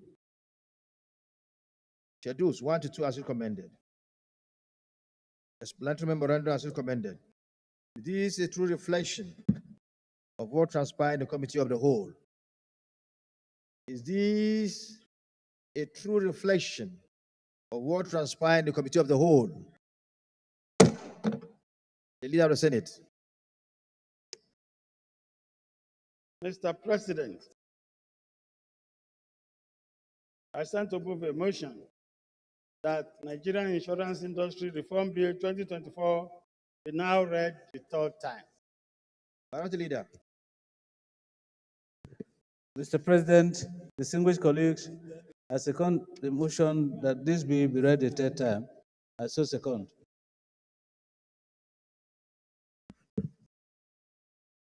The Clerk. Senate. Mr. President, distinguished senators, a bill for an act to repeal the Insurance Act, Cap 117, Law of the Federation of Nigeria 224, the Marine Insurance Act, Cap M3, Law of the Federation of Nigeria 204, the Motor Vehicle Third Party Insurance Act, Cap M22, Law of the Federation of Nigeria 204, the National Insurance Corporation of Nigeria Act, Cap N54, Law of the Federation of Nigeria 2004, the Nigerian Reinsurance Corporation Act, Cap N131, Law of the Federation of Nigeria 2004, to provide for a comprehensive legal and regulatory framework for insurance business in Nigeria and for related matters, 2024, third reading. A bill for an act to repeal the Insurance Act, Cap 117, Laws of the Federation of Nigeria 2004, the Marine Insurance Act, Cap M3, Laws of the Federation of Nigeria 2004, the Motor Vehicles Third Party Insurance Act, Cap M22, Laws of the Federation of Nigeria 2004, the National Insurance Corporation of Nigeria Act, Cap 54N, Laws of the Federation of Nigeria 2004, the Nigerian Reinsurance Corporation Act, Cap N131, Laws of the Federation of Nigeria 2004, provide for a comprehensive legal and regulatory framework for insurance business in Nigeria and for related matters 2024. Third reading taken and passed. I commend Chairman of the Senate Committee on Banking, Insurance, Senator Adito Kombo Abiru, Abadin, and members of his committee for a job well done. This act, when have the concurrence by the House of Representatives and subsequently the assent of Mr. President, the law will really help in reshaping our economy for the better. All over, whatever it has to do with any economy is dynamic. Life changes at all times. Economies change at all times. It's therefore incumbent on the authorities of every nation to recraft their legislations to go in tandem with contemporary realities. This is what has been done by the passage of this legislation. The intent is to restructure the entire ecosystem, insurance ecosystem, in a way that it will go in tandem with contemporary happenings within our economy. A lot of industry have been put to this. The chairman of the committee and indeed membership of the committee are people of outstanding pedigree who are really educated, knowledgeable about the insurance industry. And so they put their best, and I'm sure the country will benefit from it, when the law is eventually passed. Thank you very much. More grace to your elbows. The leader of the Senate. Mr. President, distinguished colleagues, second order of the day is presentation and consideration of reports of Committee on Ethics, Privileges, and Public Petition in respect of the petition from Mr. Walaka Peter Iberi against the Office of Auditor General of the Federation for alleged impropriety and oppressive action, and petition from CC Okwara Ugo on behalf of Yakubu Gagu Umbaka against Niger Delta Power Holding Company Limited, NDHC. Mr. President, you may wish to invite Senator Imasweneda Banada to move motion for the Senate to receive and consider report of the committee. The floor is yielded to you to proceed. Thank you, Mr. President, distinguished colleagues. My name is Senator Neda Imaso, representing Edo South Senatorial District, Chairman, Senate Committee on Ethics, Privileges, and Public Petition. Mr. President, distinguished colleagues, I move that the Senate do receive for considerations the reports of the Committee on Ethics, Code of Conduct, and Public Petitions in respect of two petitions that came before the committee. One, petition from Mr. Uwalaka Peter Ebere against the Office of the Auditor General for the Federation for alleged impropriety and oppressive actions. And B, petition from U.C. Okwarugo, Esquire, on behalf of Yakubu Gaku Mbaka against Niger Delta Power Holdings Company Limited. Mr. President, if I have your permission, that I submit the report. You can proceed.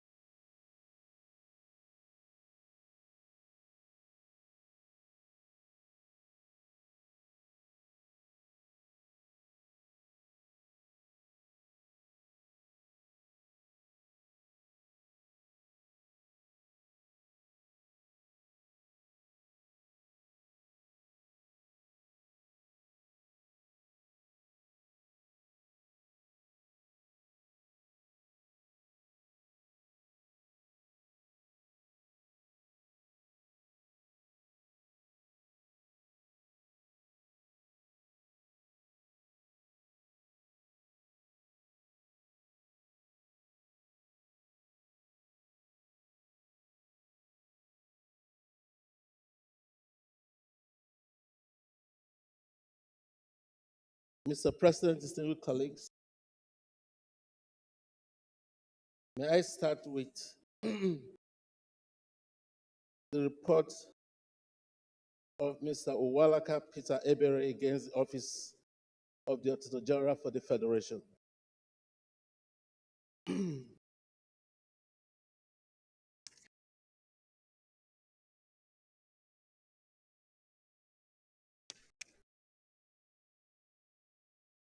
Senate may recall that on Wednesday, 1st November 2021, distinguished Senator Onyewuchi Ezenwa Francis, Imo East, rose on Order 40, standing orders of the Senate 2023 as amended, and drew the attention of the Senate to a petition from one of his constituents, Mr. Uwalaka Peter Ebere, against the office of the Auditor General for the Federation for alleged gross impropriety and oppressive actions.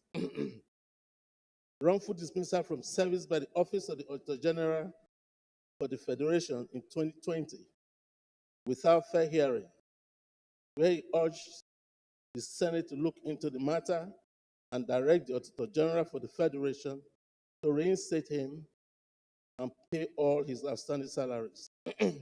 Accordingly, Mr. President, distinguished colleagues, the committee met and deliberated severally on the matter. The gist of the matter, Mr. President, is that Mr. Uwalake was seconded to the office of the Auditor General.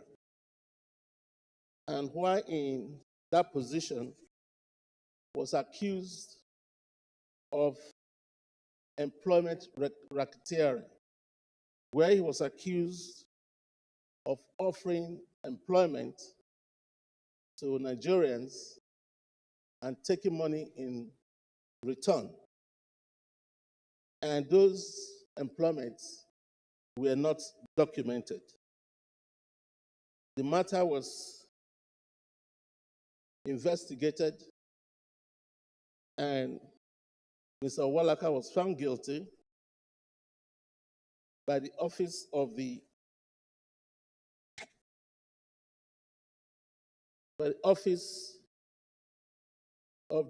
Auditor General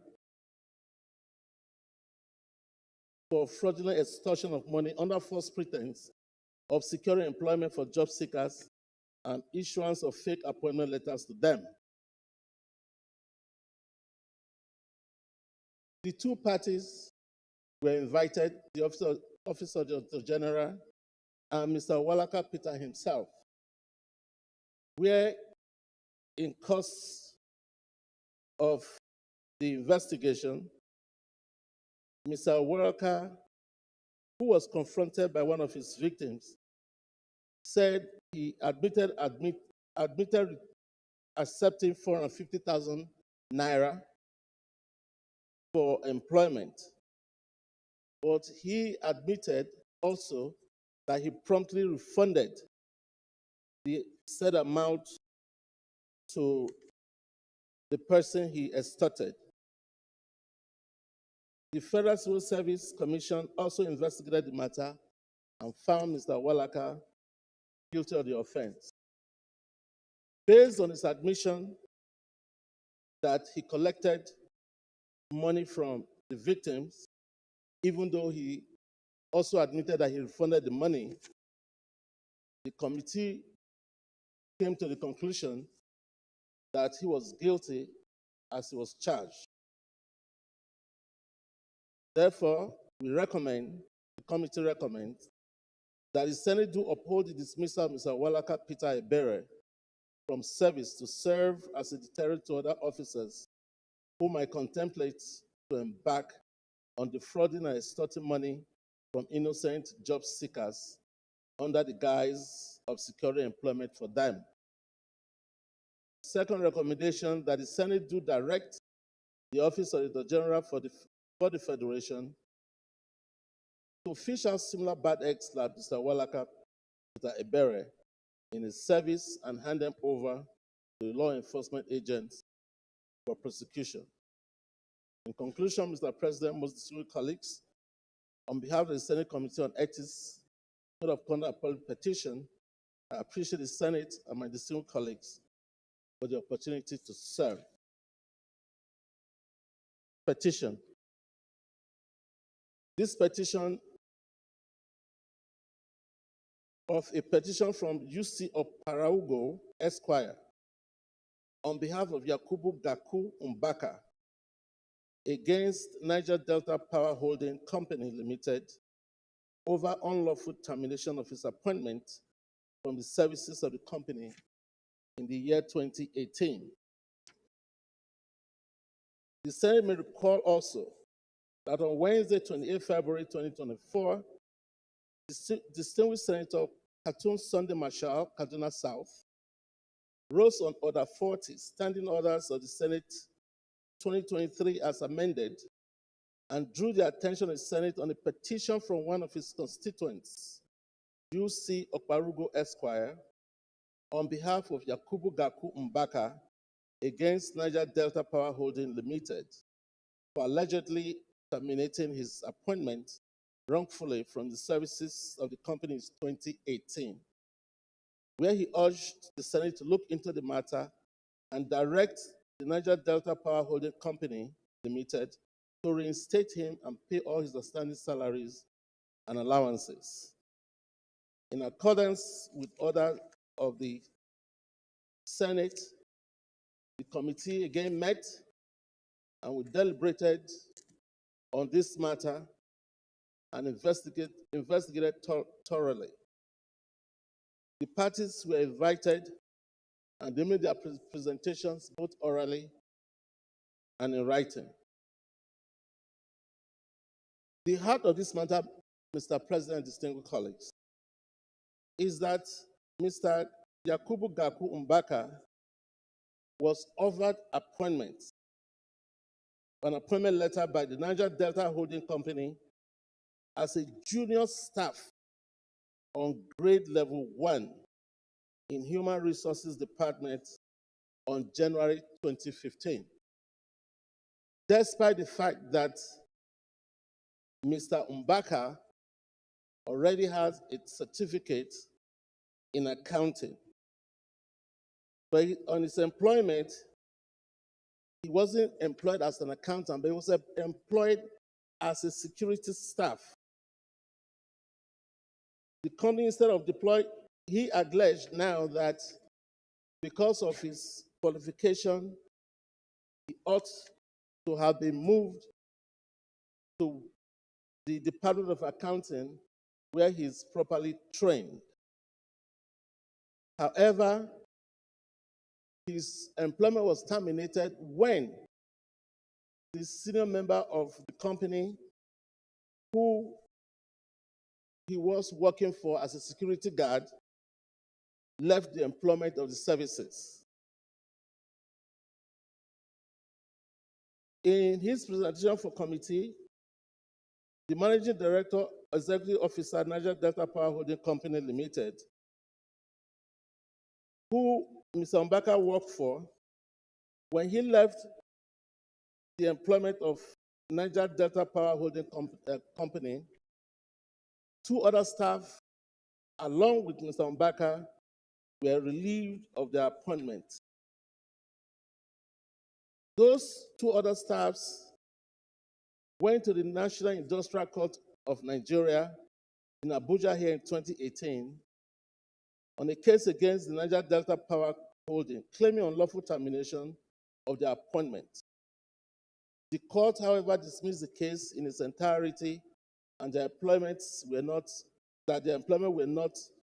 statutorily protected.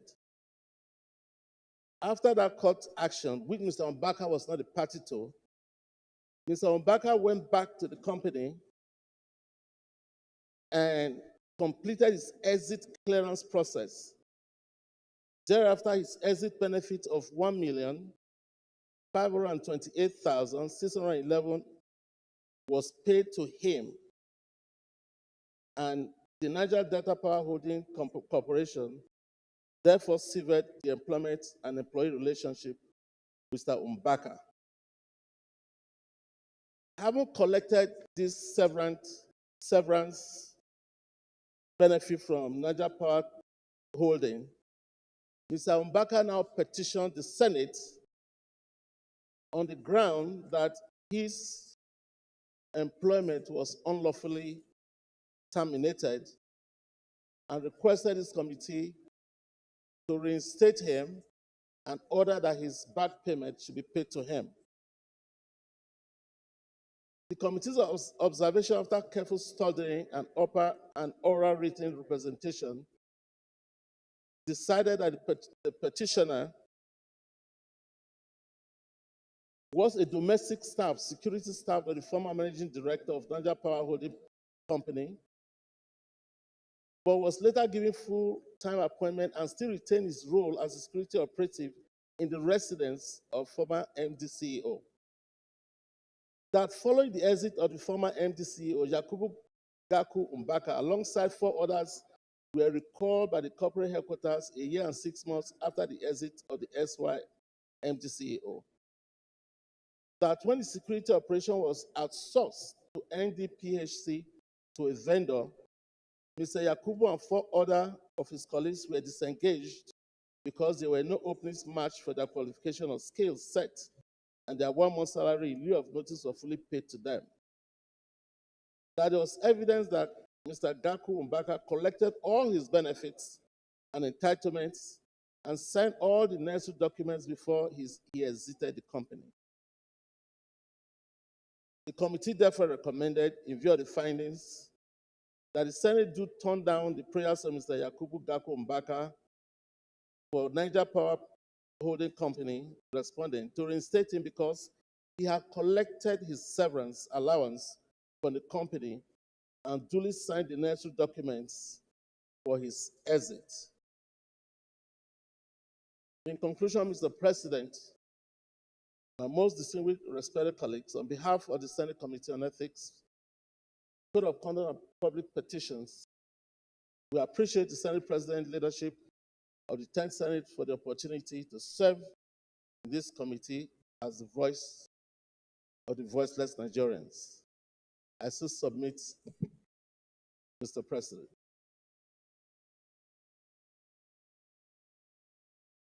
Yes. Any contributor?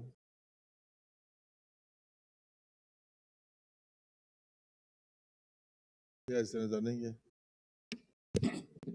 Thank you, Mr. President, for recognizing me. I have listened most attentively to the submission of the chairman ethics committee, and I would like to really commend him.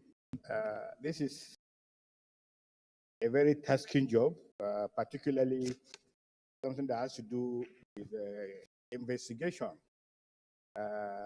The Constitution has given us, as a parliament, to listen to citizens, particularly those who have nowhere to take their case beyond their personal self. Means they can't hire lawyers, means they can't go to police, means they can't do any other thing, and they became helpless and hopeless. And I listened to submission of Senator Neda. I think what is important, Mr. President, is that a committee of this nature should be further empowered, should be further armed.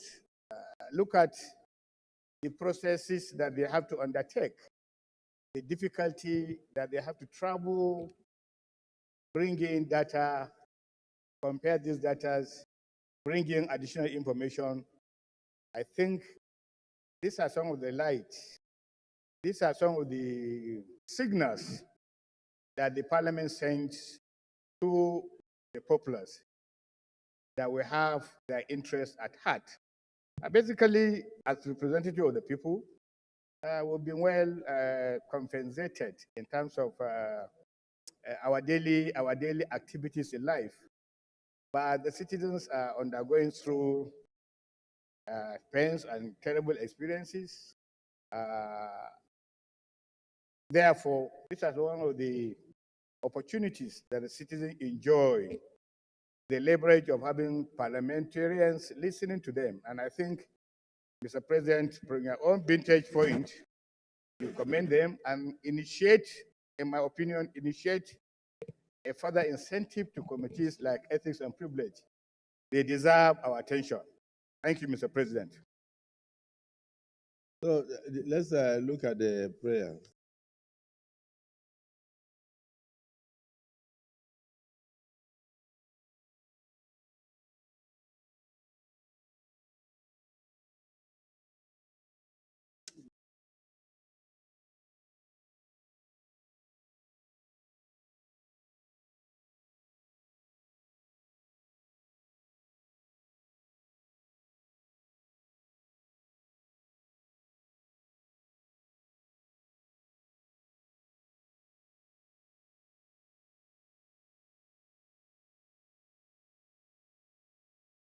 Senator Nader, we are on Yakubu, right?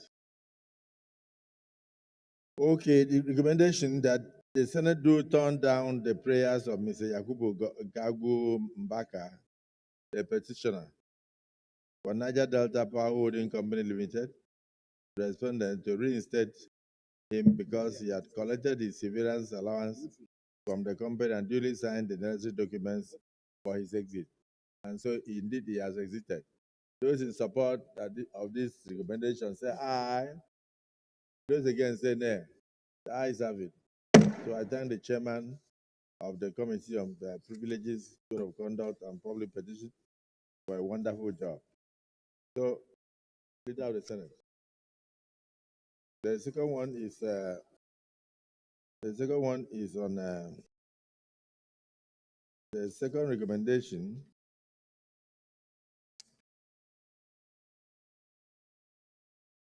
That the Senate on banking and insurance and other financial institutions to which this bill was. Welcome, Mr. President. There are two petitions.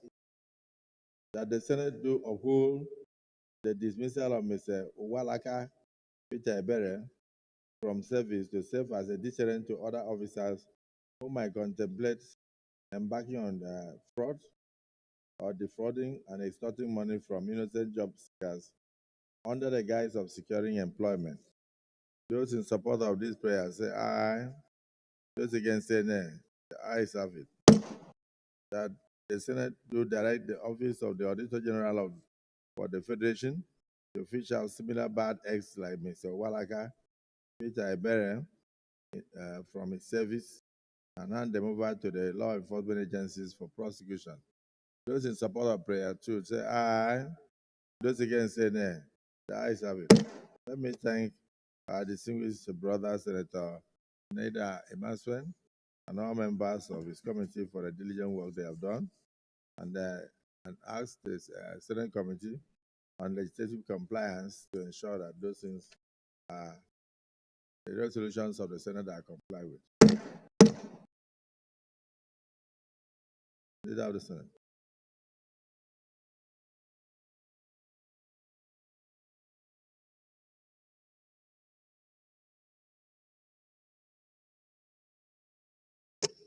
Mr. President, very distinguished senators of the Federal Republic of Nigeria, the third order of the day is the presentation and consideration of the report of the Committee on Science and Technology on the Project Development Agency Establishment Bill 2024 SB 49.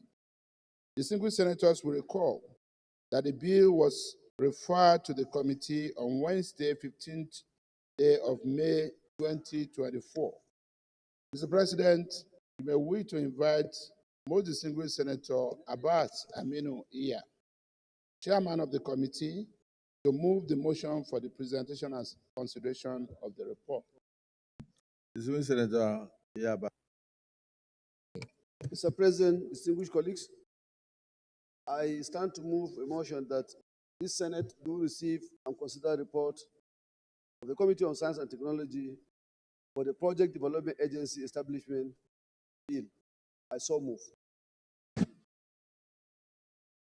Distinguished Senator Esia, is he here? Distinguished Senator Joel Onagwapo. Joel, may I wish to second the motion? Mr. President, distinguished colleagues, my name is Senator Joel Onagwapo Thomas. I represent the good people of Delta South Senatorial District. According to the rules, I second the motion as moved. Thank you, Mr. President. Distinguished colleagues, the motion has been moved and seconded. Those in support of the motion say aye. Those against say nay. The ayes have it. You may now proceed to lay your report.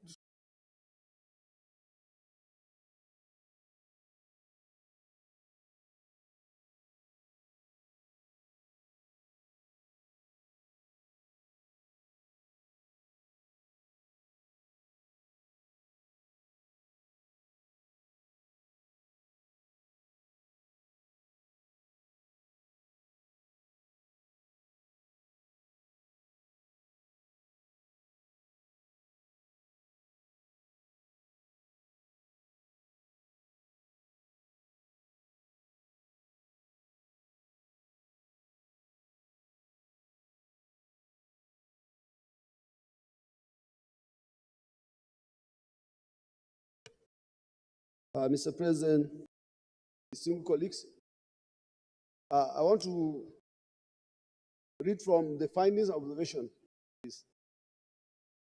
From the views canvassed by stakeholders and subsequent analysis of the presentation, the committee hereby makes of following observations and findings. 1, that the stakeholders and all participants unanimously agreed on the intent of this bill. 2, that the establishment of the Project Development Agency by the Act of the Parliament will provide legal impetus for this 53 years old institution to expand its scope. 3, that the passage of this bill will fully midwife the transformation of Nigeria's economy for resource-based, knowledge-based, and innovative-driven economy. Our recommendation: the committee recommend that the Senate do consider and pass the bill for an act to establish Project Development Agency for the Enugu Establishment Bill. In conclusion,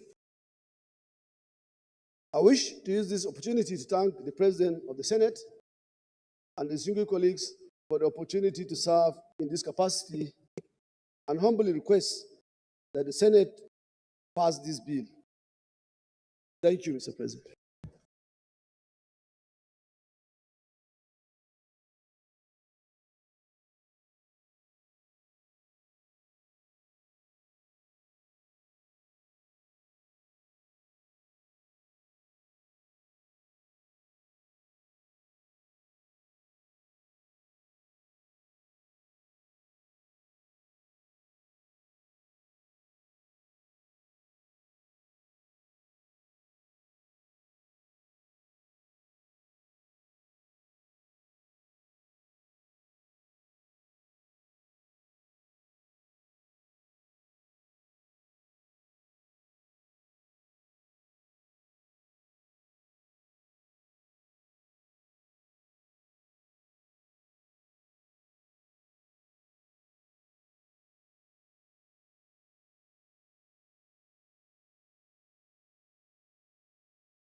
Yes, distinguished Senator Plan.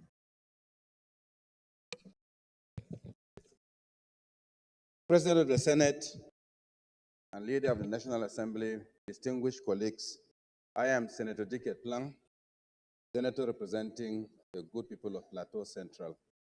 I rise to second the bill presented to us for third reading by the Senate Committee Chairman on Science and Technology. I commend the committee for the fast and logical conclusion and resolution from the result of the public hearing that was conducted by the committee for a bill to become an act to establish the Project Development Agency, PRODA, which has been in existence for decades, but without a law. I feel that this step for this bill by our colleague, Senator Patrick, is commendable and very timely. For you to have an agency with a progressive desire for technological development of our nation, and that agency remains for years without an act establishing them, negates the purpose for establishing that agency. And I believe that just as the public hearing recommends that this bill should be passed, I personally feel that the bill is straightforward. The recommendations are very clear. The clauses for the establishment are very, very clear. I feel that we may not waste too much time than to accept this bill in its totality, support this bill in its totality, and that Senate would go ahead to look at the clauses and put this bill into law. believing that it is a progressive bill for Nigeria in terms of technology. Thank you very much. Thank you. So, under the circumstances, distinguished leader of the Senate. Leader, may wish to move a motion for us to go into clause-by-clause consideration of the bill. Mr. President, I so move.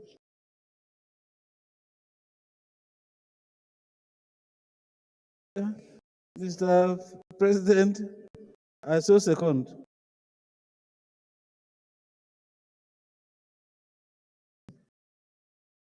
Distinguished colleagues, the motion has been moved and seconded. Those in support that we resolve the committee of the whole say aye. Those against say nay. The ayes have it.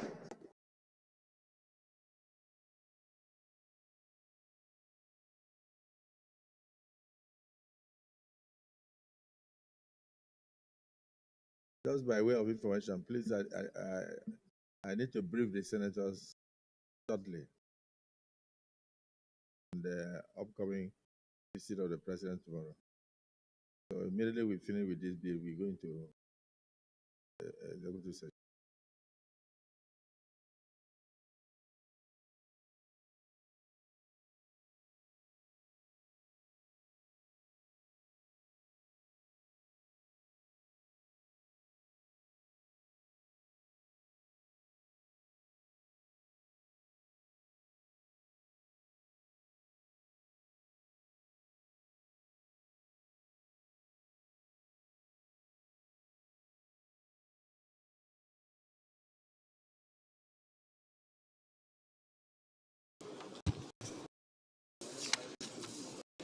A bill for an act to establish the Projects Development Agency, PRODA, Enugu State.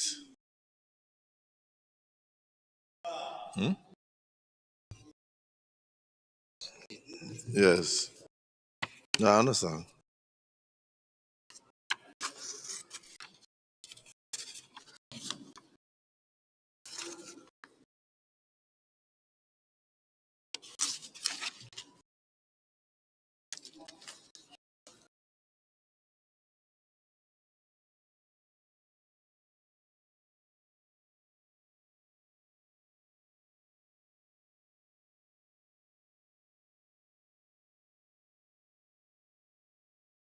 Clause 1. Those in support of Clause 1 as written say aye. Those against say nay. The ayes have it. Clause 2, 3, 4,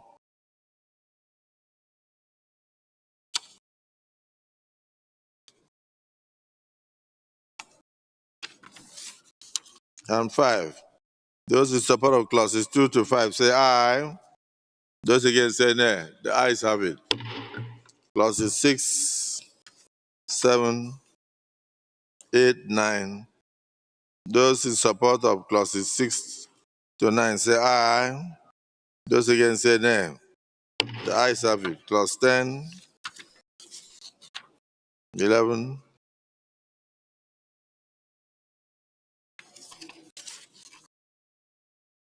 12,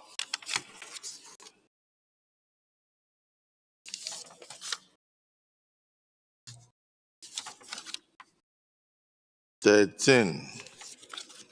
Those in support of the aforementioned clauses say aye. Those against say nay. The ayes have it.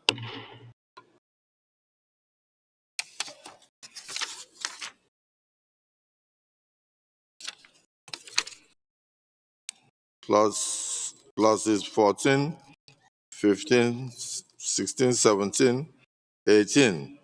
Those in support of the clauses so mentioned say aye. Those against say nay. The ayes have it. Clause 19.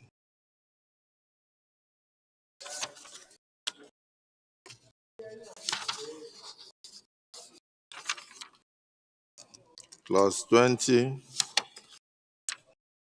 21, 22, 23, and 24.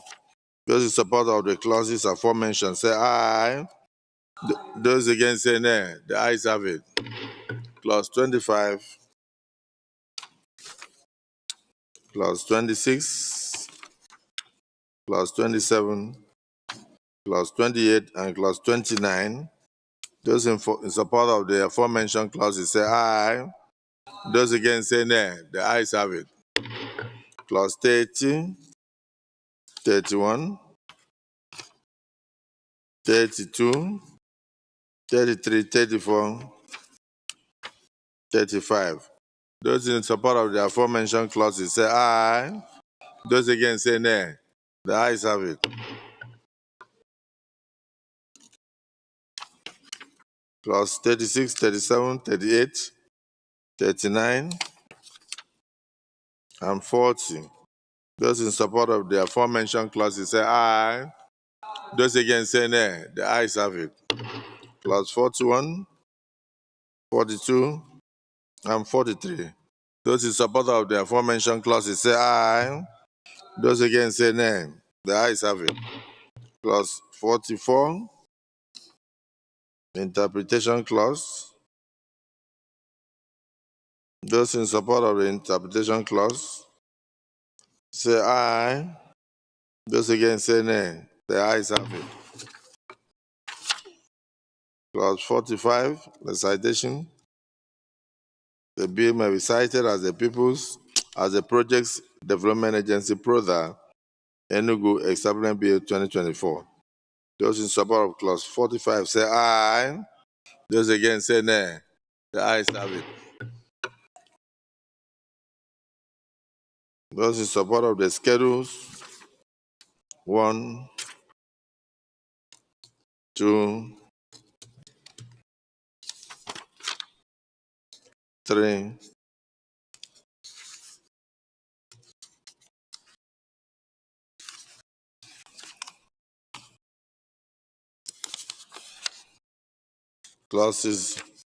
schedules 1, 2, 3. Those in support of schedules 1, 2, 3 say aye. Those against say nay. The ayes have it. Explanatory memorandum. Those in support of the explanatory memorandum say aye. Those against say nay. The ayes have it. Leader of the Senate.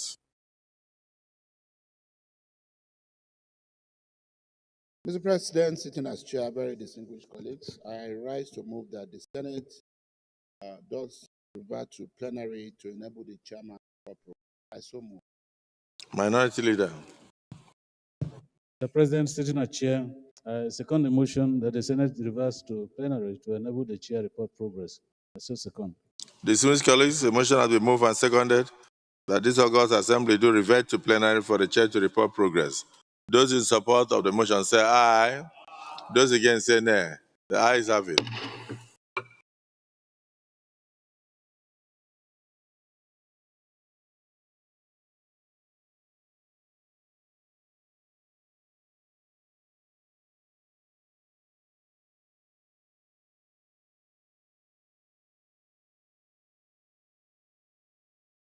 Distinguished colleagues, the Senate in the Committee of the Whole considered the report of the Committee on Science and Technology on the Projects Development Agency PRODA Enugu State Establishment Bill 2024 and approved as follows.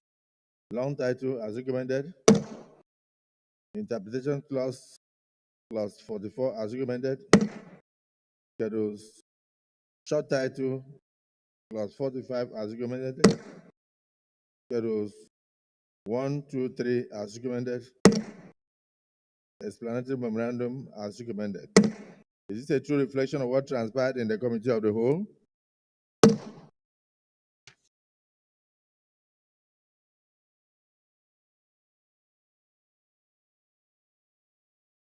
Leader of the Senate.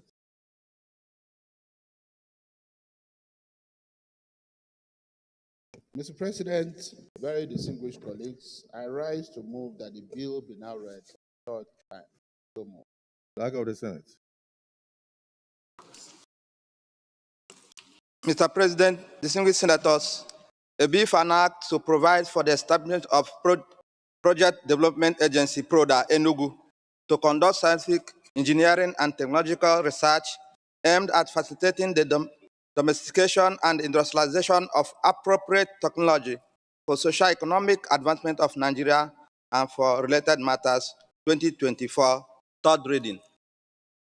Distinguished colleagues, a bill for an act to provide for the establishment of Project Development Agency PRODA, Enugu State, to conduct scientific, engineering, and technological research aimed at facilitating the domestication and industrialization of appropriate technology for socio-economic advancement of Nigeria and for related matters, 2024, third reading.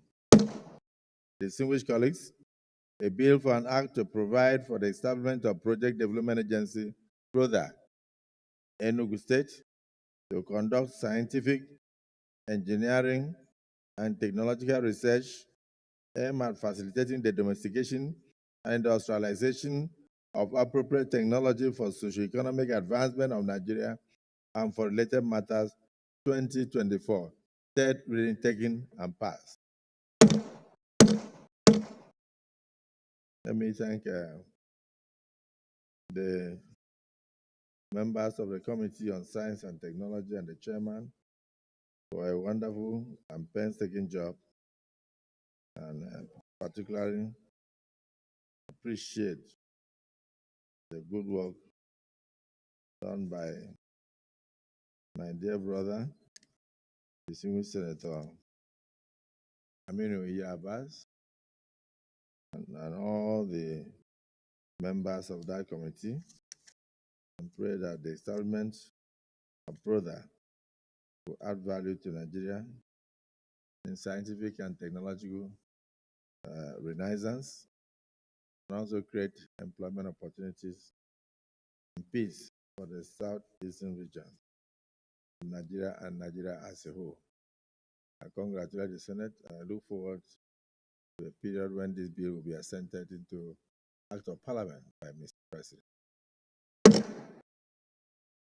Leader of the Senate.